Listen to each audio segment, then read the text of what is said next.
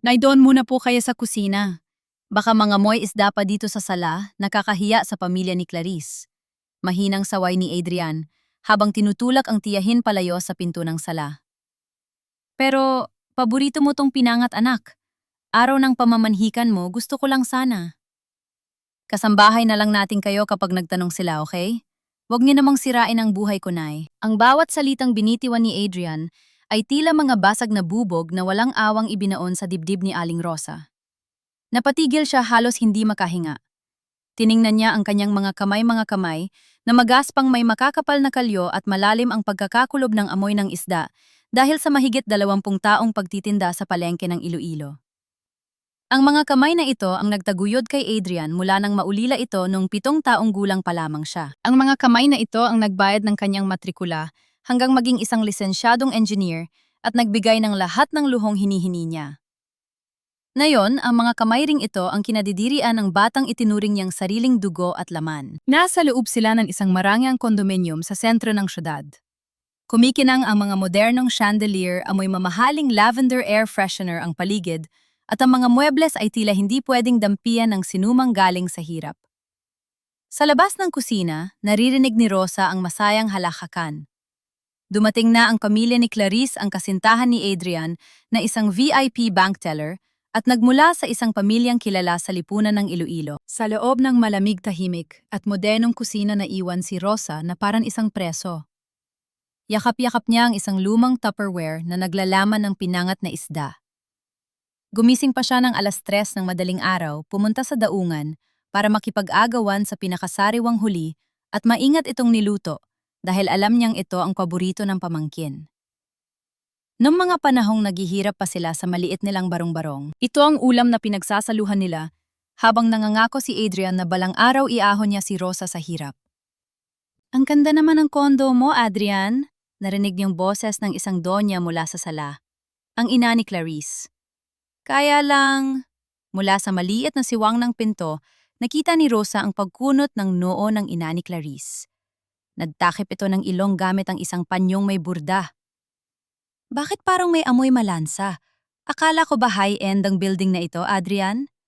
Nakakasira ng mood ang ganitong amoy, ha? Halos tumigil ang pagtibok ng puso ni Rosa. Nakita niya ang pag-iba ng kulay ng mukha ni Adrian.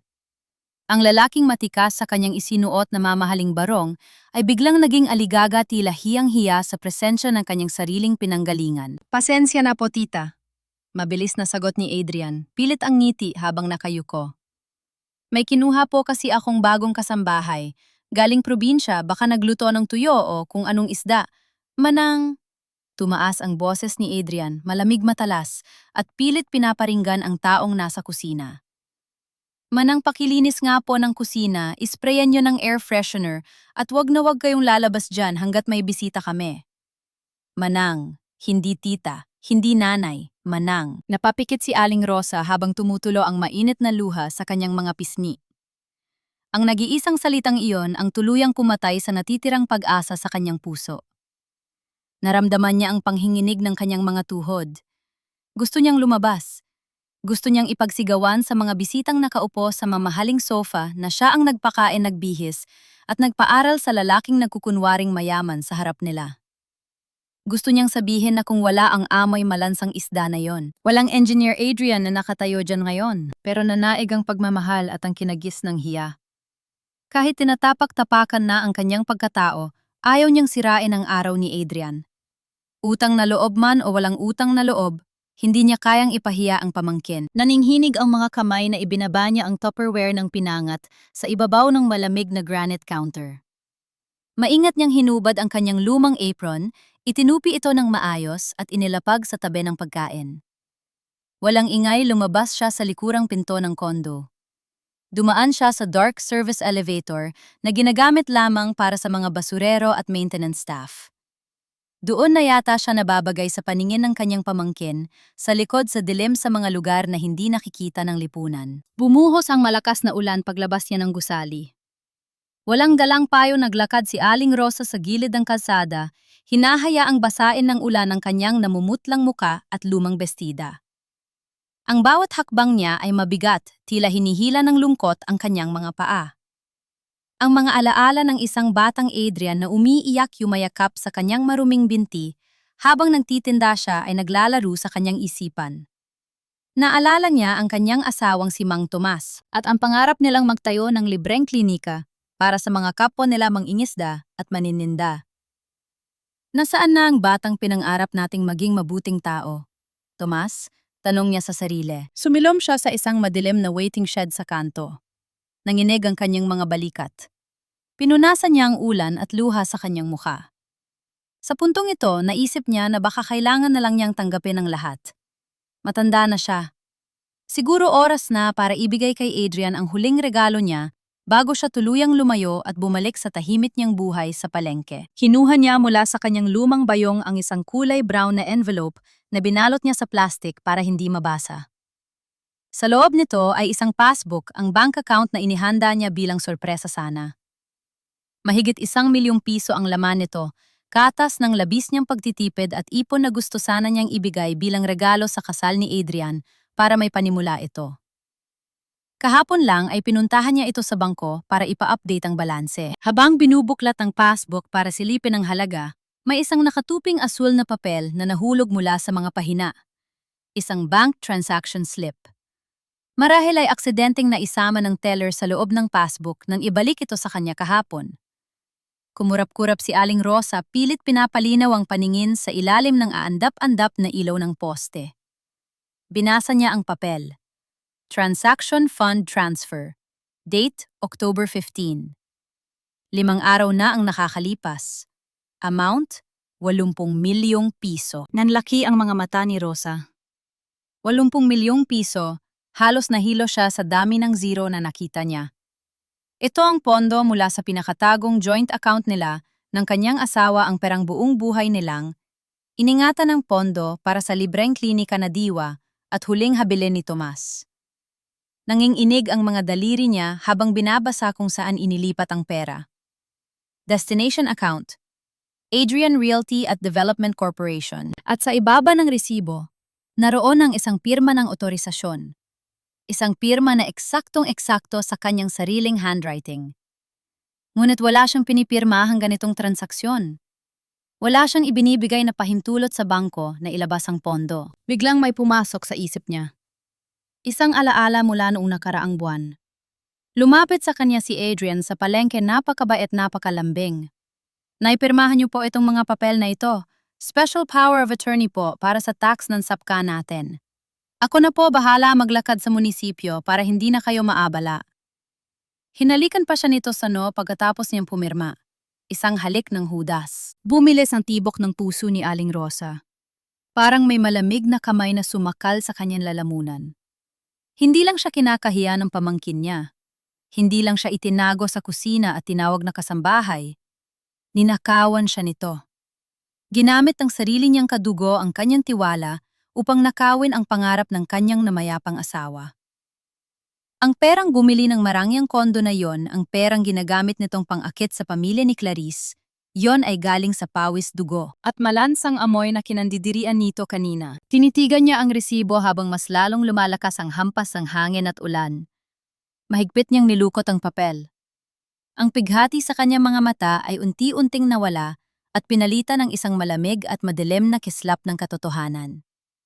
Ang inang nagparaya ay tuluyan ng namatay sa loob ng malamig na kusinang yon. Ngayon, ang naiwan sa ilalim ng ulan ay isang babaeng hindi na kailanman papayag na tapakan muli. Kinabukasan, tirik na tirik ang araw. Ngunit balot pa rin ng lamig ang buong pagkatao ni Aling Rosa. Nakatayo siya sa labas ng malaking salamin na pintuan ng isang kilalang bangko sa Iloilo. Ang bangko kung saan nakatago ang pondo nilang mag-asawa. Hindi siya nakatulog buong gabi. Umiikot sa isip niya ang resibong nahulog mula sa passbook. Pilit niyang kinukumbinsi ang sarili na baka nagkamali lang ang sistema ng bangko. Baka may kapangalan lang si Adrian. Hindi magagawa ng pamangkin niya na nakawin ang pangarap ng kanyang namayapang asawa. Ngunit kailangan niya ng patunay. Huminga ng malalim si Rosa at humakbang papasok. Nang akmang tutungo siya sa VIP lounge, hinarang agad siya ng isang malaking gwardiya. Nay, dun po tayo sa regular teller. Bawal po rito, exclusive for VIP clients lang po ang lounge. Matigas na sabi ng gwardiya. Tinitingnan siya mula ulo hanggang paa. Suot pa rin niya ang kanyang lumang bestida na medyo lukot at dala ang kanyang paboritong bayong. May kailangan nang akong linawin sa account ko, iho. Dito ang branch of account ko. Mahinahong sagot ni Rosa. Hawak ng mahigpit ang kanyang lumang envelope. Bago pa man makasagot ang gwedya, narinig ni Rosa ang familiar na boses ng isang babae matinis at puno ng kayabangan. Anong gulo ito, Kuya Guard? Bakit may nakapasok na ganyan dito? Napalingon si Rosa. Si Clarice, ang kasintahan ni Adrian. Suot nito ang formal na uniporme ng bangko, may makapal na makeup at nakataas ang kilay. Ang babaeng nandoon kagabi sa kondo. Napatakip ng ilong si Clarice gamit ang isang tissue. Diyos ko, kaya pala amoy palengke rito. Nay, kung mapapare-change kayo ng barya, doon kayo sa labas. Nakakahiya sa mga VIP clients namin, baka mamaya kumapit pa ang amoy ng isda sa mga sofa. Pinigilan ni Rosa ang sariling wag magalit. Kahit ininsulto siya kagabi sa kondo, hindi siya kilala ni Clarice dahil hindi siya lumabas ng kusina. Para kay Clarice, isa lamang siyang hamak na matandang nagtitinda na naligaw sa bangko. Hindi ako mapapare-change, Ineng. Gusto kong makausap ang branch manager ninyo. Sagot ni Rosa, tuwidang tayo at hindi iniiwas ang tingin. Isang mapaklang tawa ang pinakawalan ni Clarice. Branch manager, excuse me, hindi po siya nag-e-entertain ng walk-in, lalo na kung ang account balance hindi aabot ng 10,000. Kung gusto nyo, doon kayo pumila sa regular teller. Or better yet, umuwi na lang kayo para makaligo. Imbes na umatras, dahan-dahang binuksan ni Rosa ang kanyang envelope. Kinuha niya ang asul na resibo at inilapag sa ibabaw ng counter na malapit sa kanila. I-check mo ang account number na ito at sabihin mo sa manager ninyo na gusto kong makita ang history of transactions ng irrevocable trust fund ni Tomas Asaya. Nanlaki ang mga mata ni Clarice nang marinig ang pangalang yon. Ang Tomas Asaya Trust Fund ay isa sa pinakamalaking account sa buong branch nila.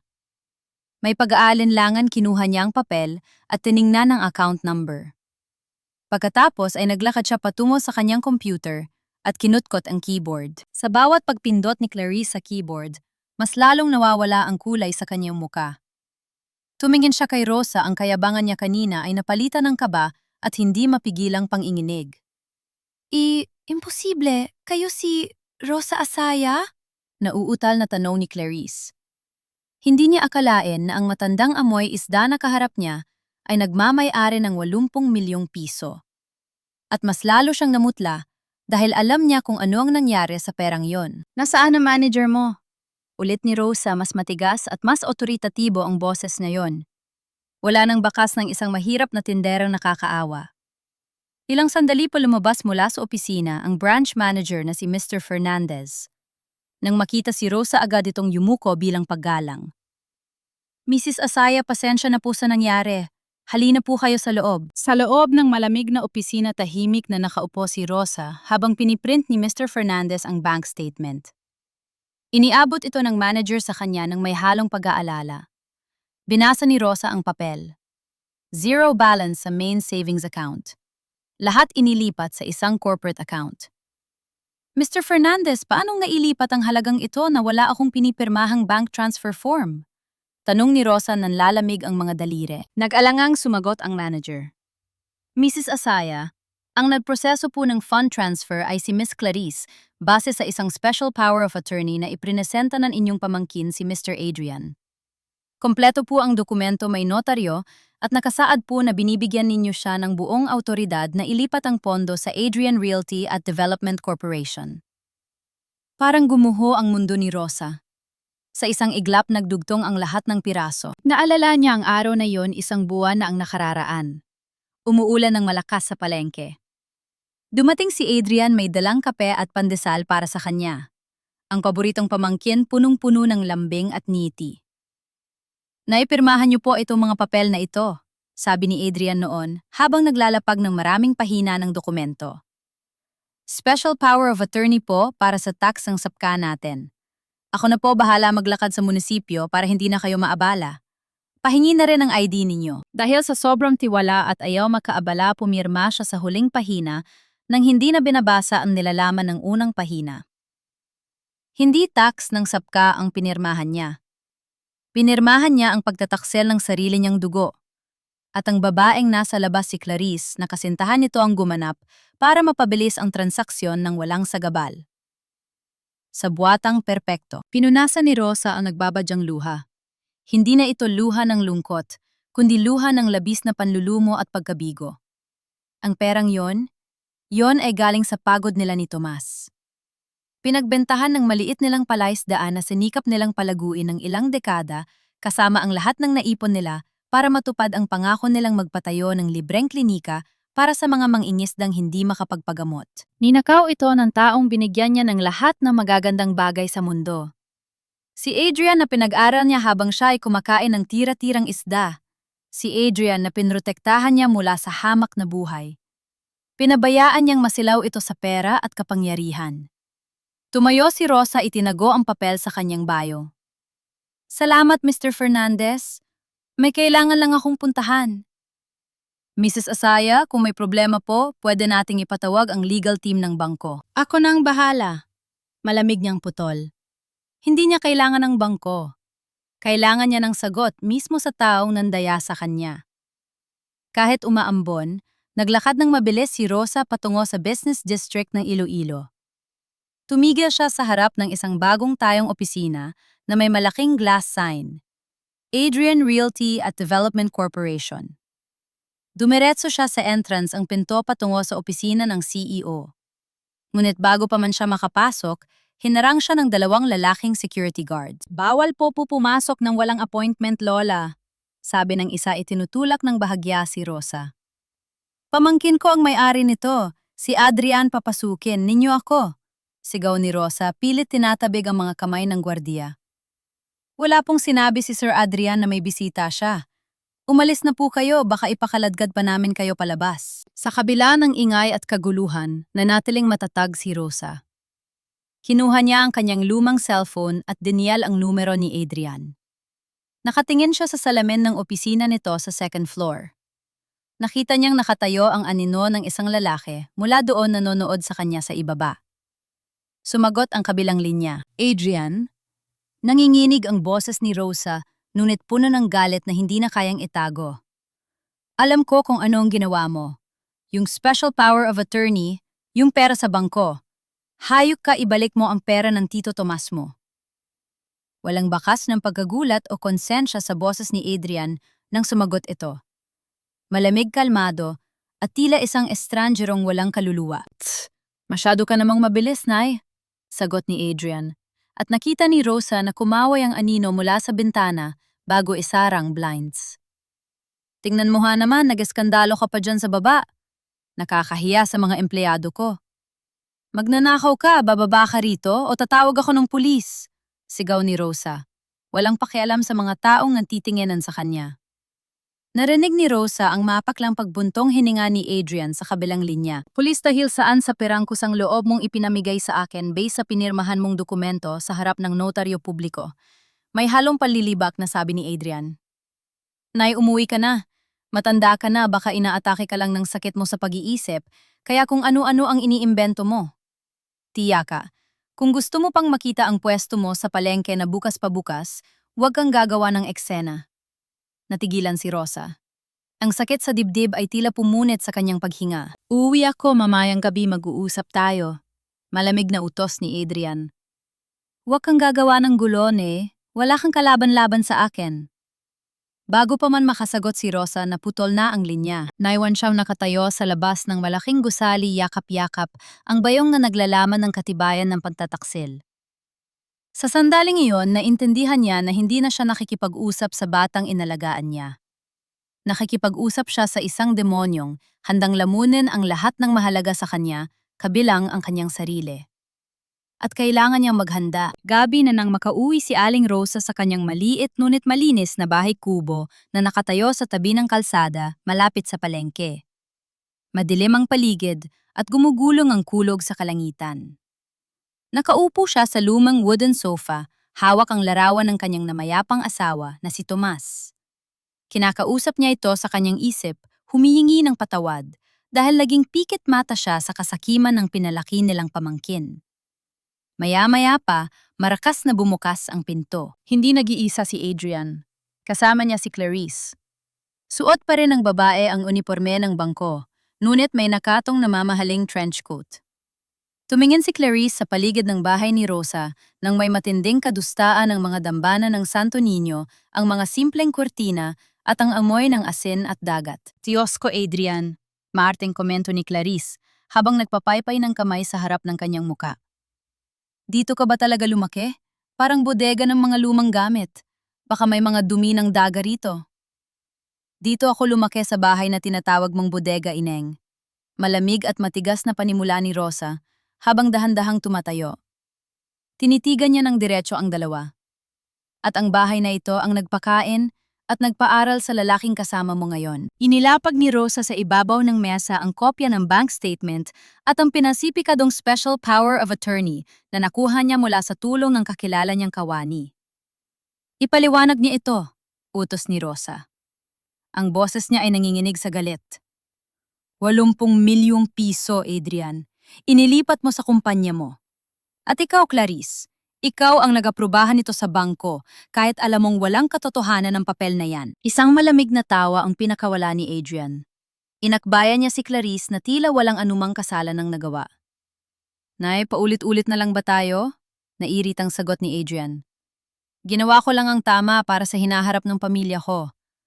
Bakit ba napakadamot mo isang paa mo na lang ang nakatuntong sa hukay para saan pa sayo ang 80 milyon? Para sa klinika yon ng Tito Tomas mo. Sigaw ni Rosa, dumagundong ang boses sa buong bahay. Araw at gabi kaming nagbilad sa araw sa palaisdaan para sa pera niyon. Pinadpaguran niyo ng asawa ko para ipatayo ang libreng gamutan sa mga mahihirap na mangingisda. Hindi para ipambili mo ng mamahaling kotse at pangkasal ninyo. Dahan-dahang lumapit si Clarice, inilagay ang 2 kamay sa kanyang tiyan na bahagyang halata na ang pagkakabaluktot dahil sa pagbubuntis. Nakangisi siya ng may panlilibak. Klinika para sa mga mangingisda, natatawang sabi ni Clarice. Tita Rosa, be realistic naman. Sayang lang ang pera kung itatapon mo sa mga amoy malansang taong pinalalayas lang sa kalsada.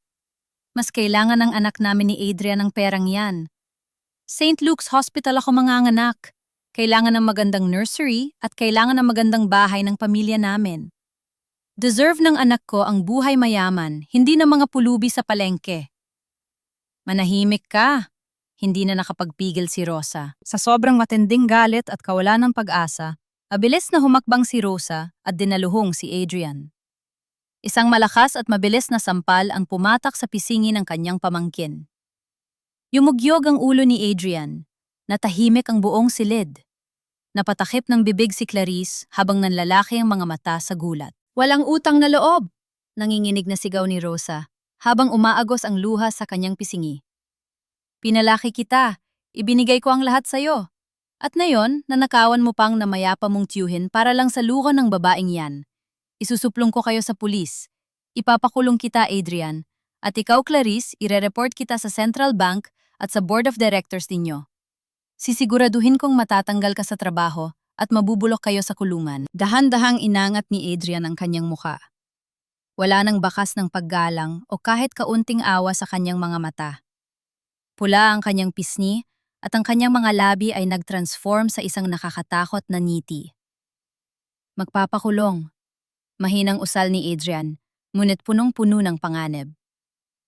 Biglang inawakan ni Adrian ng napakahigpit ang balikat ni Rosa at malakas itong itinulak. Napasigaw si Rosa nang humampas ang kanyang likod sa gilid ng wooden cabinet bago siya bumagsak sa maruming sahig.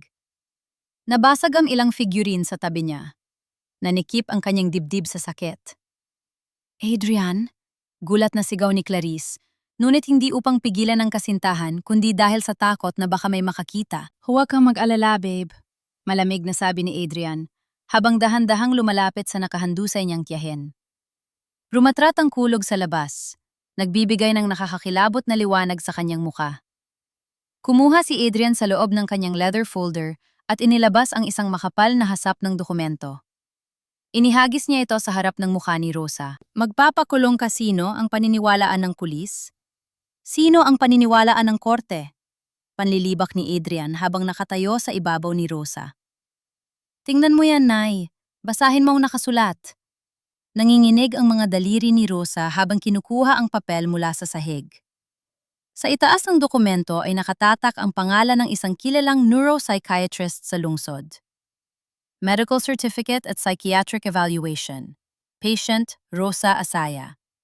Diagnosis: severe dementia with psychotic delusions at paranoia. Nanlamig ang buong katawan ni Rosa. Ano ito? Hindi ako baliw. Malinaw ang isip ko. Diyan ka nagkakamalinay? Nakangising sagot ni Adrian, yumuyo ko para pumantay sa mukha ng tiyahin. May pirma yan ng doktor. Nakasadya na matagal ka nang may sakit sa pag-iisip. Na madalas kang mag-hallucinate at mag-imbento ng mga kwento tungkol sa pera at sa namayapa mong asawa. Nakasaad din dyan na hindi ka na pwedeng magdesisyon para sa sarili mo at ako ang nag-iisang natitira mong kamag-anak, ang naitalagang legal guardian mo. Mga huwad ito, binayaran mo ang doktor, sigaw ni Rosa. Pilit bumabangon, ngunit maraha siyang itinulak muli ni Adrian sa balikat. At sino ang maniniwala sa'yo? Sutsot ni Clarice mula sa likod na katayo habang nakakross ang mga braso.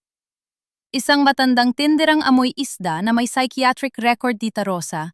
Kahit mag-isis ka ng kalsada gamit ang dila mo, iisipin lang ng mga tao na nagwawala ang sakit mo sa pag-iisip. Nayak si Rosa sa matinding kawalan ng katarungan. Ang sistema na dapat ay nagpoprotekta sa kanya ay ginamit laban sa kanya. Hindi lang pera ang ninakaw sa kanya, pinatay din ang sarili niyang pamangkin, ang kanyang kalayaan, ang kanyang boses at ang kanyang pagiging tao. Tumayo si Adrian at pumalakpak ng 2 beses.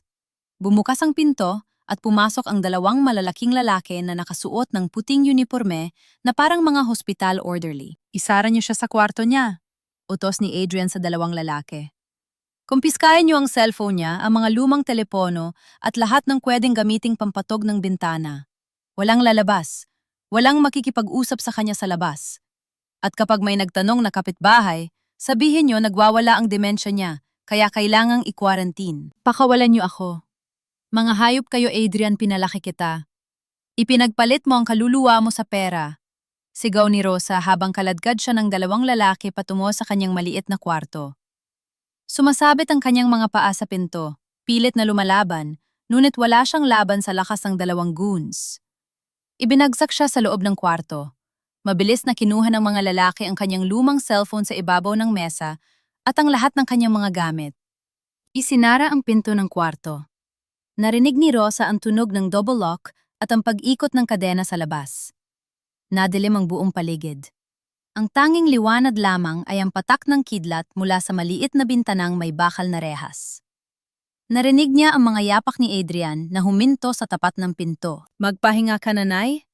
Malamig at walang damdaming boses ni Adrian mula sa kabilang panig ng pinto.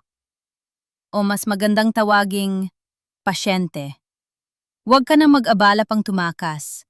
Dahil mula ngayon ang bahay na ito ang magiging kulungan mo hanggang sa mamatay ka. Kinabukasan nabulabog ang tahimik na eskinita malapit sa palengke. Mula sa maliit at rehas na bintana ng kanyang madilim na kwarto, dinig na dinig ni Aling Rosa ang bulungan ng mga tao sa labas. Nakakapit siya sa kalawangin na bakal pilit sinisilip ang nangyayari sa ibaba. Doon nakita niya si Adrian. Nakatayo ito sa harap ng kapitan ng barangay at ilang mga kapitbahay. Kabilang na si Aling Nena, ang matalik na kaibigan ni Rosa sa palengke. Nakasuot si Adrian ng simpleng polo na kayuko at pinupunasan ng kanyang mga mata gamit ang isang panyo. Isang perpektong pag-arte ng isang nagdurusang pamangkin. Kapitan, pasensya na po talaga sa ingay kagabi. Garalgal ang boses ni Adrian, tila pinipigil ang matinding iyak. Matagal na po naming nililihim ang kondisyon ni Nanay Rosa. Ayaw ko po sanang ipaalam sa iba kasi nakakahiya. Pero lumalala na po ang demensya niya. Kagabi nagwala siya. May mga sinasabi siyang bilyon-bilyong pera at pinagbibintangan niya kaming nananakaw. Kinailangan na po naming ikulong para hindi siya makapanakit ng ibang tao. Inilabas ni Adrian ang peking medical certificate at ipinakita sa kapitan. Mula sa bintana, hindi na napigilan ni Rosa ang sarili. Sinungaling, mga sinungaling, sigaw niya, pilit inaalog ang mga rehas. Kapitan, Aling Nena, wala akong sakit. Ninakawan ako ni Adrian. Kinuha niya ang pera namin ni Tomas. Tulungan niyo ako, parang awa niya na. Napatingin ang mga tao sa itaas. Nakita nila ang nakakapasong galit sa mukha ni Rosa, ang kanyang buhok na gulo-gulo at ang mga matang namumula sa puyat at iyak. Ngunit sa halip na tumakbo para iligtas siya, nakita ni Rosa ang unti-unting pag-atras ng kanyang mga kapitbahay. Umiling si Aling Nena nagpupunas ng luha. Diyos ko, kaawa-awang Rosa. Bulong nito na umaabot sa pandinig ni Rosa. Napasama yata ang pag-iisip sa sobrang pagod at kaisip sa asawa. Buti na lang napakabait nitong si Adrian. Hindi niya pinapabayaan kahit ganyan na ang itsura niya. Oo nga, napakabuting bata. Sang-ayon ng kapitan, tinapik sa balikat si Adrian. Huwag ka mag-alala, iho. Naiintindihan namin. Pabayaan mo muna siyang magpahinga. Ipagdarasal namin ang tiyahin mo. Parang binuhusan ng malamig na tubig si Rosa. Nanigas ang kanyang mga kamay sa rehas. Ang mga taong kasama niyang nagtinda ng ilang dekada, ang mga taong kilala ang kanyang pagkatao, mas naniwala sa isang malinis na papel at sa mga peking luha ng isang inhenyero kaysa sa katotohanan. Naintindihan niya ngayon ang laro ni Adrian. Sa mata ng lipunan, ang isang mahirap na tinderang nagsisisigaw tungkol sa milyon-milyong pera ay palaging ituturing na baliw. Habang patuloy siyang sumisigaw, mas lalo lamang niyang pinapatunayan na totoo ang kwento ni Adrian. Dahan-dahang napabitaw si Rosa sa bintana.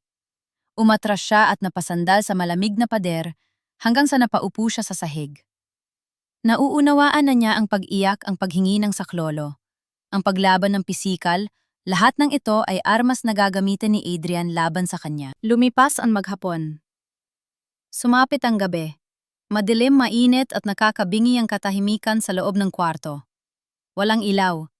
Wala siyang tubig at pagkain simula pa kahapon. Kumakalam ang kanyang sikmura at tila tinutusok ang kanyang lalamunan sa sobrang uhaw. Maya-maya pa narinig niya ang pag-ungot ng pinto. Bahagya itong bumukas mula sa ilalim at isang manipis na paper plate ang inihagis papasok bago muling isinara at kinandado ang pinto. Gumapang si Rosa papalapit sa pinto sa gitna ng dilim. Kinapa niya ang paper plate. Meron itong konting kanin na matigas na at isang maliit na piraso ng tuyo. Sa pagkakabagsak, tumilapon ang ilang butil ng kanin sa maruming sahig. Naninginig ang kanyang mga labi. Kung siya ang lumang Rosa ang tiyahing may dangal at pride, itatapon niya ang pagkaing ito pabalik sa pinto. Gugutumin niya ang sarili bilang protesta. Ngunit habang nakatingin siya sa kawalan, naalala niya ang mukha ni Tomas. Naalala niya ang mga mangingisdang umaasa sa pangako ng klinika. Naalala niya ang mayabang na ngiti ni Clarice habang nakahawak sa tiyan nito, inaangkin ang kinabukasang hindi naman kanila. Kung mamamatay siya rito sa gutom, mananalo sila. Mamamatay siyang isang baliw sa paningin ng mundo at gagamitin ni Adrian ang pera ng asawa niya para magpakasasa sa buhay. Hindi. Hindi siya papayag. Sa halip na umiyak, pinulot ni Aling Rosa ang mga tumilapon at matitigas na butil ng kanin mula sa maruming sahig. Pinagpagan niya ito ng bahagya gamit ang kanyang mga nanginginig na daliri at isinubo. Muya. Lunok. Bawat butil ng matigas na kanin na dumadaan sa kanyang lalamunan ay parang basag na salamin, ngunit pinilit niyang lunukin. Kinain niya ang lahat, maging ang pinakamaalat na bahagi ng tuyo. Kailangan niya ng lakas. Kailangan niyang mabuhay. Habang inumuya niya ang malamig na pagkain, unti-unting natuyo ang kanyang mga luha. Ang pagmamahal, ang habag, ang pangarap na maging isang buong pamilya kasama ang pamangkin, lahat ng iyon ay namatay na sa gabing ito. Ang naiwan sa loob ng madilim na kwartong ito ay hindi na si Nanay Rosa. Ang naiwan ay ang tagapagmana ni Tomas Asaya na nakahandang maningil ng utang. At maniningil siya ng may patubo. Umaga. Narinig ni Rosa ang pag-ikot ng susi sa pinto. Bumukas ito. Pumasok si Adrian may kasamang isang goon na may hawak na batuta handa sa anumang pisikan na pag-atake o pagwawala ni Rosa. Handa si Adrian na marinig muli ang mga sumpa at pagmumura nito. Ngunit walang sumalubong sa kanila, kundi isang nakakapanindig balahibong katahimikan. Nasa sulok ng kwarto si Rosa. Nakaupo siya sa sahig, yakap-yakap ang sariling mga tuhod. Nakatitig siya sa pader, walang emosyon ang mga mata, at ang labi ay nakabuka sa isang bakanteng ngiti. Umuugoy siya ng marahan pabalik-balik, tila isang batang nawala sa sariling katinuan. Pandesal. Ang isda ko, nabasa. Tomas, nasaan ang barya? Bulong ni Rosa pauli-ulit, ni hindi man lang tinitingnan sina Adrian kahit bukas na ang pinto. Hinawakan niya ang kanyang buhok at pinaglaruan ito na parang baliw. Napakunot ang noo ng goon. Boss, parang tuluyan na yatang nasira ang ulo ng matanda. Tinitigan ng maigi ni Adrian ang tiyahin. Hinanap niya ang bakas ng palaban at matapang na Rosa na sumampal sa kanya kahapon. Wala na. Ang nakikita niya ngayon ay isang basag na tao, kinain ng trauma, takot at pag-iisa. Isang tunay na baliw. Unti-unting lumitaw ang isang nakakakilabot na ngiti sa mga labi ni Adrian. Pinitik niya ang kanyang daliri. Sabi ko sa inyo wala na tayong problema. Kalmadong sabi ni Adrian. Hayaan niyo na muna siyang ganyan. Kapag hindi na nagwawala, hindi na natin kailangang bantayan ng mahigpit. Wala namang maniniwala sa isang siraulo. Isinara ni Adrian ang pinto. Ngunit sa paglapat ng pintuan at pagkawala ng liwanag, dahan-dahang huminto sa pag-ugoy si Rosa. Ang kanyang bakanteng ngiti ay naglaho. Ang kanyang mga mata na kanina ay parang walang pakialam ngayon ay kumikislap sa malamig at matalas na determinasyon. Napasok na niya ang bitag nila. Ngayon, oras na para gumawa ng sarili niyang patibong. Lumipas ang 3 araw. Naging perpekto ang pagpapanggap ni Aling Rosa. Sa umaga, kapag binubuksan ng mga bantay ang pinto para bigyan siya ng pagkain, dinadatnan nila siyang nakaupo sa sahig. Kinakausap ang mga langgam o kaya ay kinakanta ang mga lumang kundiman ng sintunado. Kapag inilalabas siya sa sala para maglinis, isang utos ni Adrian para makatipid sa kasambahay, nagwawali siya habang naglalaway at bumubulong ng mga walang katuturang salita. Baliw na nga talaga, boss. Wala nang ginawa kundi hanapin yung asawa niya sa mga basurahan. Natatawang ulat ng isang goon kay Adrian isang hapon habang nakaupo sila sa sala ng lumang bahay ni Rosa. Umiinom ng kape si Adrian, nakatingin sa tiyahin na nakaluhod. Malapit sa basurahan, pinupulot ang mga balat ng saging at ibinubulsa. Isang malamig na ngiti ang sumilay sa kanyang labi. Hayaan niyo lang. Basta nakakandado ang pinto sa labas at wala siyang hawak na cellphone, ligtas tayo. Wala nung maniniwala sa baliw. Ngunit hindi nila alam sa bawat pagyuko ni Rosa, sa bawat walang isip na titig niya, sa kawalan kinakabisado niya ang galaw ng buong bahay. 3 bantay. Ang susi ng pinto ay nasa bewang ng pinakamatabang goon. Ang shift nila ay nagpapalit tuwing 8:00 ng gabi. At ang mas mahalaga, ang pintuan ng bodega sa likod ng kusina ay palaging bukas dahil doon itinatambak ang mga lumang gamit. Hapon ng Huwebes, tumating si Clarice sa bahay. Salubong ang kilay ng babae, may hawak na tablet at halatang iritado. Adrian, I told you I want the Vera Wang gown. Bakit mo i-downgrade yung budget natin sa bridal shop? Ang daming pera sa account natin, hindi ba? Mataas na boses ni Clarice habang naglalakad pabalik-balik sa sala. Babe, nagigpit ang bangko sa huling release ng loan para sa construction ng project natin. Kailangan ko munang i-reserve ang cash hanggang sa maklear ang lahat. Paliwanag ni Adrian, sinusubukang pakalmahin ang kasintahan. I don't care about the loan. Ayokong magmukhang cheap sa harap ng mga kaibigan ko. Isang beses lang akong ikakasal, sigaw ni Clarice. Dahil sa matinding pag-aaway ng dalawa, napilitan ng mga bantay na lumabas sa garahe para manigarilyo at umiwas sa init ng ulo ng kanilang boss. Naiwan si Rosa sa kusina, kunwari inagkuskos ng sahig gamit ang isang lumang basahan. Nang makita niyang abala sina Adrian at Clarice sa sala, mabilis, ngunit walang ingay siyang gumapang patungo sa bodega. Madilim, maalikabok at amoy amag sa loob ng maliit na silid. Puno ito ng mga sako at lumang kahon. Dahan-dahang tumayo si Rosa, pinigilan ang pag-ubo. Binuksan niya ang isang lumang kahoy na baul, sa pinakasulok ang rungdo ng kanyang namayapang asawa na si Tomas. Sa ilalim ng mga lumang barong at kupas na litrato, nakapan ang kanyang nanginginig na mga daliri, ang isang bagay na matigas at malamig. Isang lumang Nokia keypad phone. Ito ang teleponong ginagamit ni Tomas noon para sa mga transaksyon sa palaisdaan. Hindi ito smartphone, walang internet, walang GPS, at hinding-hindi na itrace ni Adrian nang kunin nito ang lahat ng gamit niya.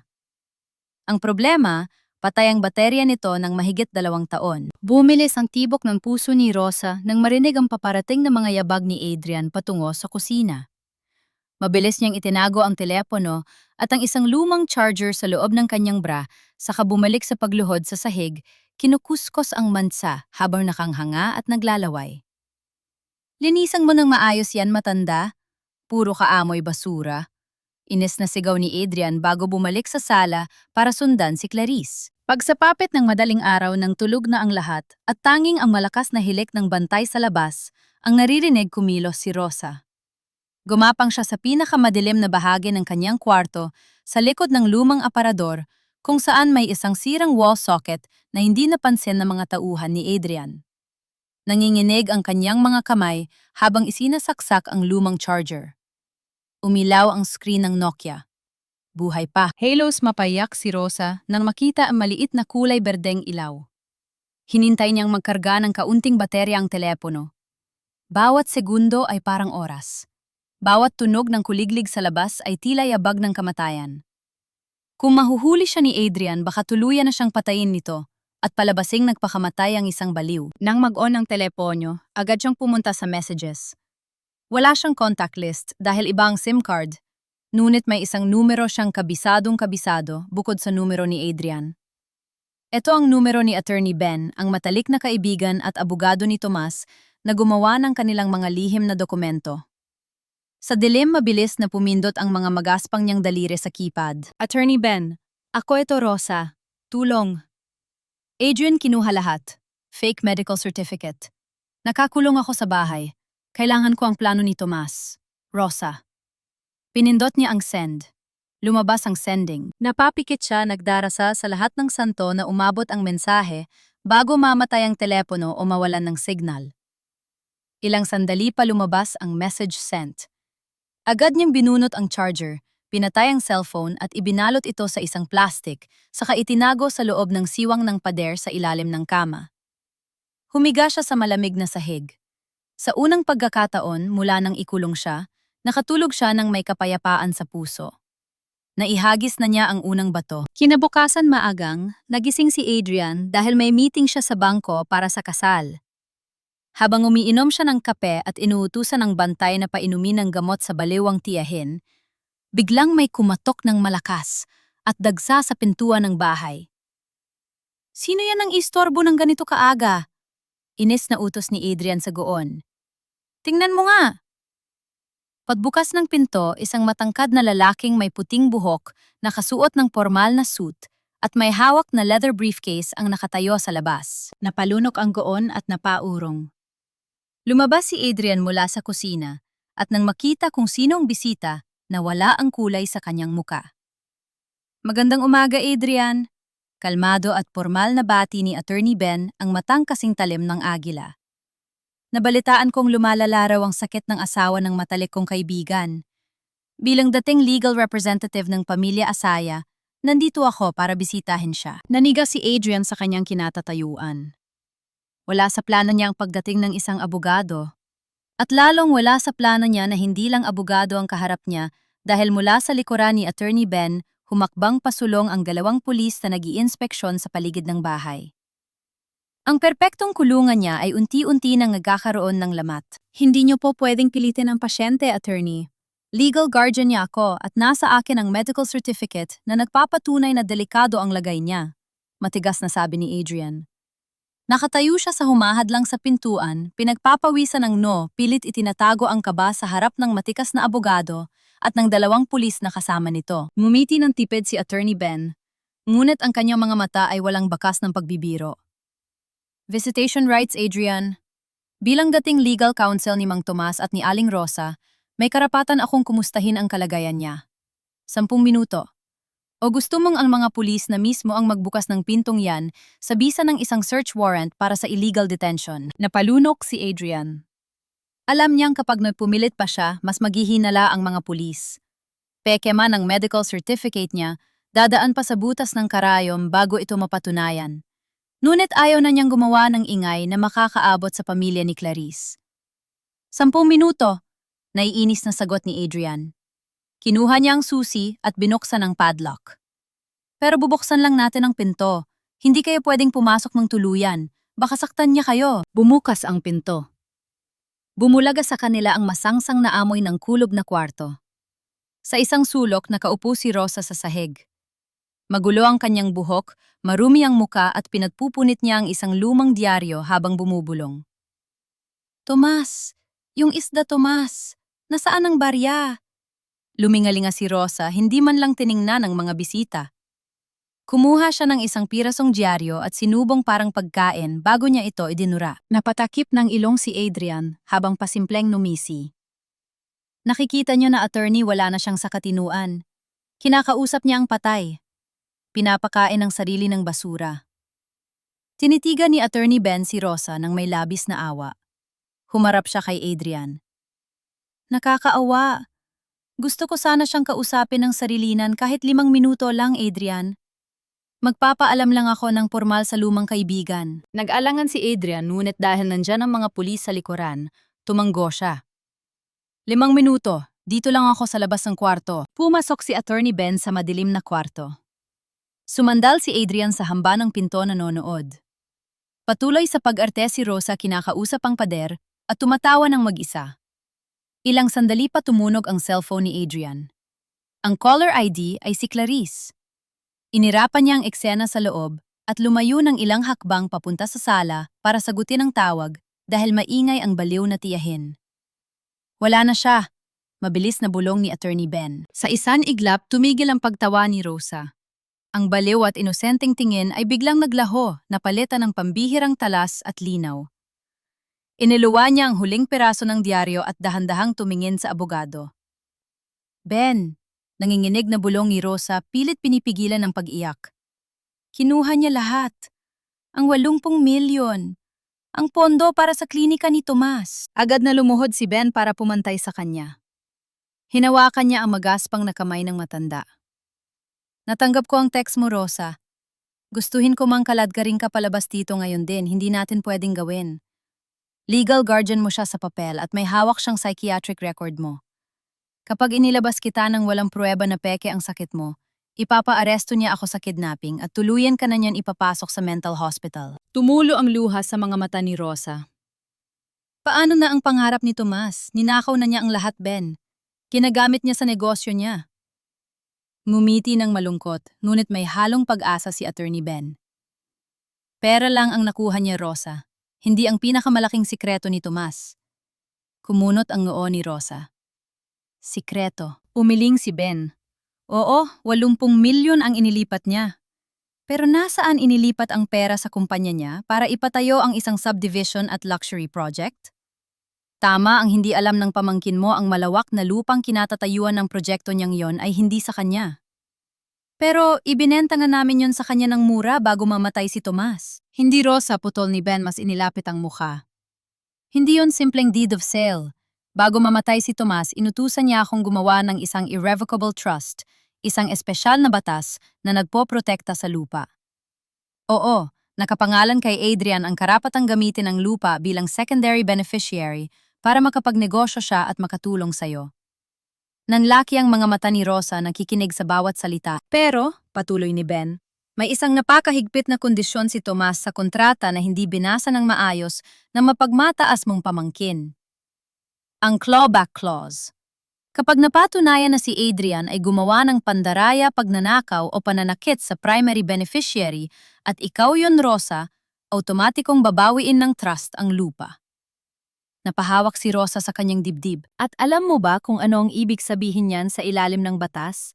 Nagningning ang mga mata ni Ben. Lahat ng nakatayo sa lupang iyon ay kasamang babawiin. Ang buong subdivision niya, ang mga kalsada, ang mga bahay na ipinapatayo niya, gamit ang 80 milyon mo, pati na ang mga inutang niya sa bangko ni Clarice para pundohan ang proyekto. Lahat ng iyon ay malalamon ng trust fund at otomatikong magiging pag-aari mo. Napasinghap si Rosa. Biglang bumuhos ang kanyang luha, hindi dahil sa sakit, kundi dahil sa matinding pagmamahal. Hanggang sa kabilang buhay nandun si Tomas. Alam ng asawa niya na masyadong malambot ang puso niya, na kaya niyang ibigay ang lahat kay Adrian kahit tapakan siya. Kaya nag-iwan si Tomas ng isang higanting patibong para protektahan siya mula sa kasakiman ng sarili nilang dugo. Salamat, Tomas. Bulong ni Rosa, yakap ang sariling mga braso. Salamat. Dito siya pumalpak, Rosa. Ginamit niya ang ninakaw na pera para patayuan ng palasyo ang lupaing hindi niya kailanman lubos na aariin. Dagdag ni Ben. Naging seryoso muli ang boses ng abogado. Pero may isang malaking problema. Pinunasan ni Rosa ang kanyang luha. Ano yon? Para ma-activate ang clawback clause, kailangan nating mapatunayan sa korte ang pandaraya niya. Ang special power of attorney at ang medical certificate na hawak niya ay notaryado at may pirma ng lisensyadong doktor. Sa mata ng batas legal ang papel niya at baliw ka. Salita mo lang laban sa papel niya. Hindi yon sapat. Nakinig ng mabuti si Rosa. Ang mga yapak ni Adrian pabalik sa kwarto ay unti-unting naririnig mula sa sala. Nauubos na ang oras nila. Kailangan natin ng direktang pruweba, Rosa, mabilis na sabi ni Ben. Isang ebidensya na hindi niya maitatanggi. Kailangan nating makuha ang pag-amin niya na siya mismo ang kumeke ng mga papel at bumili sa doktor. Paano? Masyadong matalino si Adrian. Hindi niya aaminin yon sa kahit kanino, nag-aalalang sagot ni Rosa. Kaya ikaw lang ang pwedeng makakuha nito, sabi ni Ben. May kinuha siya mula sa bulsa ng kanyang coat, isang maliit na itim na bagay na kasinlaki lang ng butones. Micro recorder. Kapag pinindot mo ito tuloy-tuloy, na itong magre-record ng 8 oras. Itago mo. Gumawa ka ng paraan para mapilitan siyang magyabang at aminin ang lahat sa harap mo habang nag-iisa kayo. Kinuha ni Rosa ang maliit na recorder at mabilis na itinago sa ilalim ng garter ng kanyang lumang palda. Narinig nila ang yabag ni Adrian na nakatayo na sa labas ng pinto. Attorney, tapos na ang oras ninyo. Malamig na boses nito. Agad na ginulo ni Rosa ang sariling buhok at nagsimulang umugoy pabalik-balik naglalaway at nakatitig sa kisame. Tumayo si Attorney Ben, inayos ang kanyang suit at tiningnan si Adrian na pumasok sa kwarto. Kawawang Rosa, malungkot na sabi ni Ben, perpekto sa pag-arte. Sige Adrian, iiwan ko na siya. Alagaan mo siyang mabuti. Siyempre naman, Attorney, ako nang bahala sa tiyahin ko. Nakangising sagot ni Adrian, pilit pinapalabas ang bisita. Bago tuluyang umalis si Ben, pasimple siyang sumulyap kay Rosa. Mula sa likuran ni Adrian, huminto sandali sa pag-ugoy ang matanda. Nagtagpo ang kanilang paningin. Ang mga mata ni Rosa na kanina ay nagkukunwaring walang kamuwang-muwang ngayon ay nag-aalab sa yelo ng paghihigante. Mahigpit ning hinawakan ang recording device sa ilalim ng kanyang palda. Gagawin ko, Tomas. Pabubukain ko ang sarili niyang bibig. 2 linggo bago ang inaabangang magarbo at maranyang kasal ni na Adrian at Clarice, naging mas madalas ang pagbisita ng babae sa lumang bahay ni Rosa. Hindi para dalawin ang matanda, kundi para pang-asiwaan ang pagkatapon ng mga lumang gamit. Plano nilang ipagiba ang bahay at tayuan ng mas modernong istruktura pagkatapos ng kasal isang palasyo para sa kanilang bagong pamilya. Itapon niyo na yan ang aamoy na mga basahan na yan, Marte, at matinis na utos ni Clarice sa mga tauhan ni Adrian.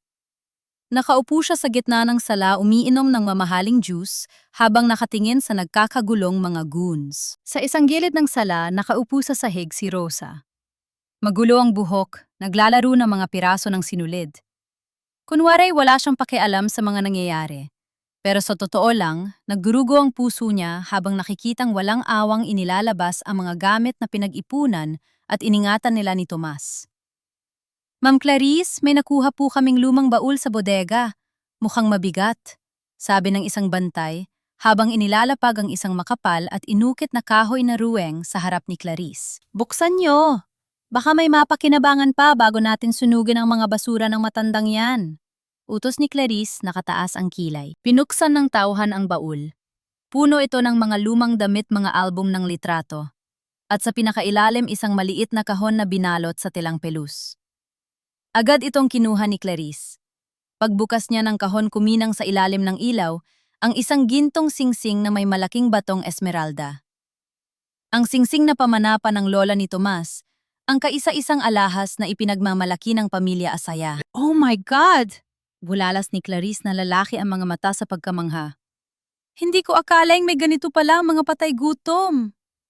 Kinuha niya ang singsing at isinuot sa kanyang daliri. Tamang-tama ang sukat. Itinaas niyang kanyang kamay, pinagmamasdan ang kislap ng esmeralda na parang para sa kanya iyon ginawa. Nanikip ang dibdib ni Rosa. Ang singsing na iyon ay isinuot sa kanya ni Tomas noong araw ng kanilang kasal. Iyon ang simbolo ng kanilang pagmamahal at dignidad. Ang makita itong nasa daliri ng babaeng sumisira sa kanilang pamilya ay isang saksak na halos hindi niya matagalan. Pilit niyang pinigilan ang panginginig ng kanyang mga kamao. Huminga siya ng malalim at nagpatuloy sa pag-ngiti ng baliw. Napansin ni Clarice na nakatingin si Rosa sa kamay niya. Isang malupit na ngisi ang sumilay sa labi ng nakababatang babae. Ano, Tita Rosa, gusto mo ba to? Panlilibak ni Clarice. Lumapit siya at ibinaba ang kanyang kamay malapit sa mukha ni Rosa. Kahit naman ibalik ko to sa'yo, hindi nababagay sa mga kalyado at mababaho mong kamay. Sayang ang Esmeralda magmumukha lang peking salamin kapag suot ng isang baliw. Hindi sumagot si Rosa. Ipinagpatuloy niya ang pag-ugay sa sarili, bumubulong, Tomas, ang isda ko. Natawa si Clarice. Kumuha siya ng isang pisong barya mula sa kanyang pitaka. Tiningnan niya si Rosa nang may matinding pandidiri at pambabastos. Gusto mo ng pera pambili ng isda, di ba o? Sige. Inihagis ni Clarice ang barya sa maruming sahig. Gumulong ito at huminto malapit sa paanan ng sofa. Pulutin mo! Utos ni Clarice na kahalukip-kip ang mga braso. Gumapang ka parang aso at pulutin mo yan. Baka sakaling maawa ako at bigyan kita ng tinapay mamaya. Natahimik ang mga bantay nagkatinginan. Kahit sila ay medyo nakonsensya sa tinde ng pambabastos ng nobya ng boss nila, ngunit walang naglakas loob na magsalita. Nakatingin lang si Rosa sa barya. Sa loob-loob niya, naguumapaw ang galit isang bulkang naghihintay na lamang ng oras para sumabog. Ang kanyang danggal bilang isang ina at isang tao ay pilit na niyuyurakan ng babaeng ito. Pero alam niya kung papatol siya, kung magpapakita siya ng matinong emosyon, masisira ang lahat ng plano nila ni Attorney Ben. Kailangan niyang lunukin ang public hiyana ito. Dahan-dahan sa harap ni Clarice at ng mga tauhan, gumapang si Aling Rosa sa sahig. Gamit ang marurumi niyang mga daliri, pinulot niya ang barya. Tumingala siya kay Clarice at nagpakawala ng isang malapad walang isip na ngiti. Piso, piso, bibili ako ng candy. Isang malakas na halakak ang pinakawala ni Clarice. Diyos ko, nakakadiri. Sige na, lumayas ka na sa harap ko. Amoy lupa ka na talaga. Maya-maya pa pumasok si Adrian mula sa labas. Nakabusamot ang kanyang mukha at halatang problemado. Ibinagsak niya ang kanyang leather folder sa sofa nang walang pasabi. Babe, what's wrong? You look stressed.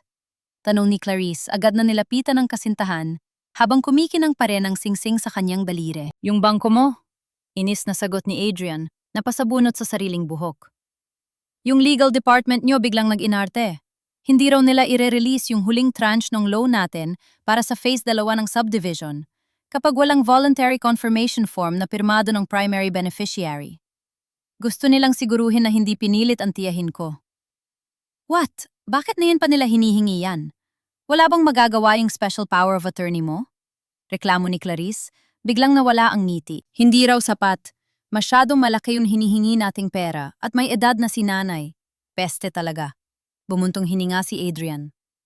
Napatingin siya sa tiyahin niyang nakaupo sa sahig na kangiti habang pinaglalaruan ng barya.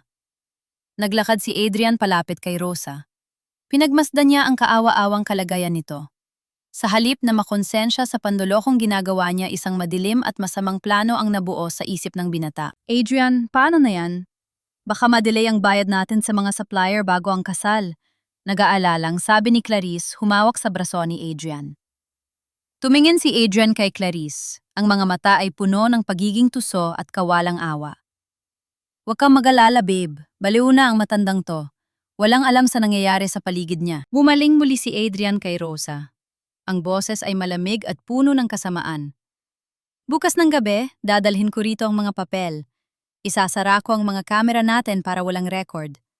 Kahit hindi na niya naiintindihan ang pinipirmahan niya, pipilitin ko siyang hawakan ng ballpen. Susubukan kong takutin o di kaya'y bantaan. Ang mahalaga, maipilit ko lang na makapagnuay siya ng kahit anong pirma sa papel na yon. Kahit anong mangyari, mapipirmahan niya yan bago ang kasal. Habang nakatalikod si Adrian, patuloy niya nakangiti si Rosa sa barya.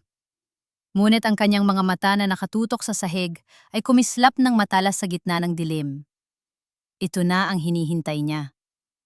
Ang pagkakataon para mag-isa sila, walang kamera at mapilit ang magsalita ang kanyang pamangkin. Hawak ng mahigpit ng matanda ang piso sa kanyang palad, habang iniisip niya ang maliit na recorder na nakatago sa kanyang damit. Handa na siyang bawiin ang lahat. Gabi ng Biyernes. Malakas ang buhos ng ulan sa labas ng lumang bahay ni Rosa, tila nakikiramay sa bigat ng hanging bumabalot sa bawat sulok ng silid. Gaya ng kanyang binalak, iniutos ni Adrian sa mga bantay na manatili muna sa garahe at uminom. Pinatay rin niya ang lahat ng CCTV camera sa loob ng bahay. Ayaw niya ng anumang saksi sa gagawin niyang pagpilit sa kanyang tiyahin. Pumasok si Adrian sa kwarto ni Rosa, bitbit ang isang leather folder at isang ballpen. Padabog niyan isinara ang pinto at mabilis na kinandado ito mula sa loob. Nadatnan niya si Rosa na nakaupo sa sahig, nakatalikod sa kanya at tila may kinakausap na anino sa pader. "Tomas, ang ulan! Nabubura ang mga bakas ng isda!" Bulong ng matanda. "Naitigilan mo na yung pag-arte mo. Wala si na kapitan dito," malamig na sabi ni Adrian, habang inilalapag ang mga papel sa ibabaw ng maliit na lamesa. "Kailangan mong pirmahan ito, na yun din." Hindi lumingon si Rosa. Ipinagpatuloy niya ang pag-ugoy. Sa ilalim ng kanyang maluwag na bestida, dahan-dahang kinapa ng kanyang daliri ang maliit na recorder na nakadikit sa kanyang binti. Pinindot niya ang on. Isang mahinang vibrate ang naramdaman niya, hudyat, na nagsimula na ang pagbibilang ng kanyang tadhana. "Pirma? Para sa Candy?" Tanong ni Rosa, ang boses ay parang bata punong-puno ng pagkukunyari. "Hindi para sa Candy. Para ito sa huling release ng pera."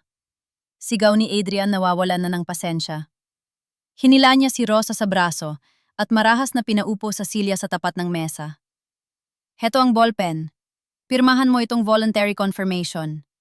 Sabihin mo sa papel na ito na kusang loob mong ibinigay sa akin ang 80 milyon at hindi ka pinilit." Tinitigan ni Rosa ang papel.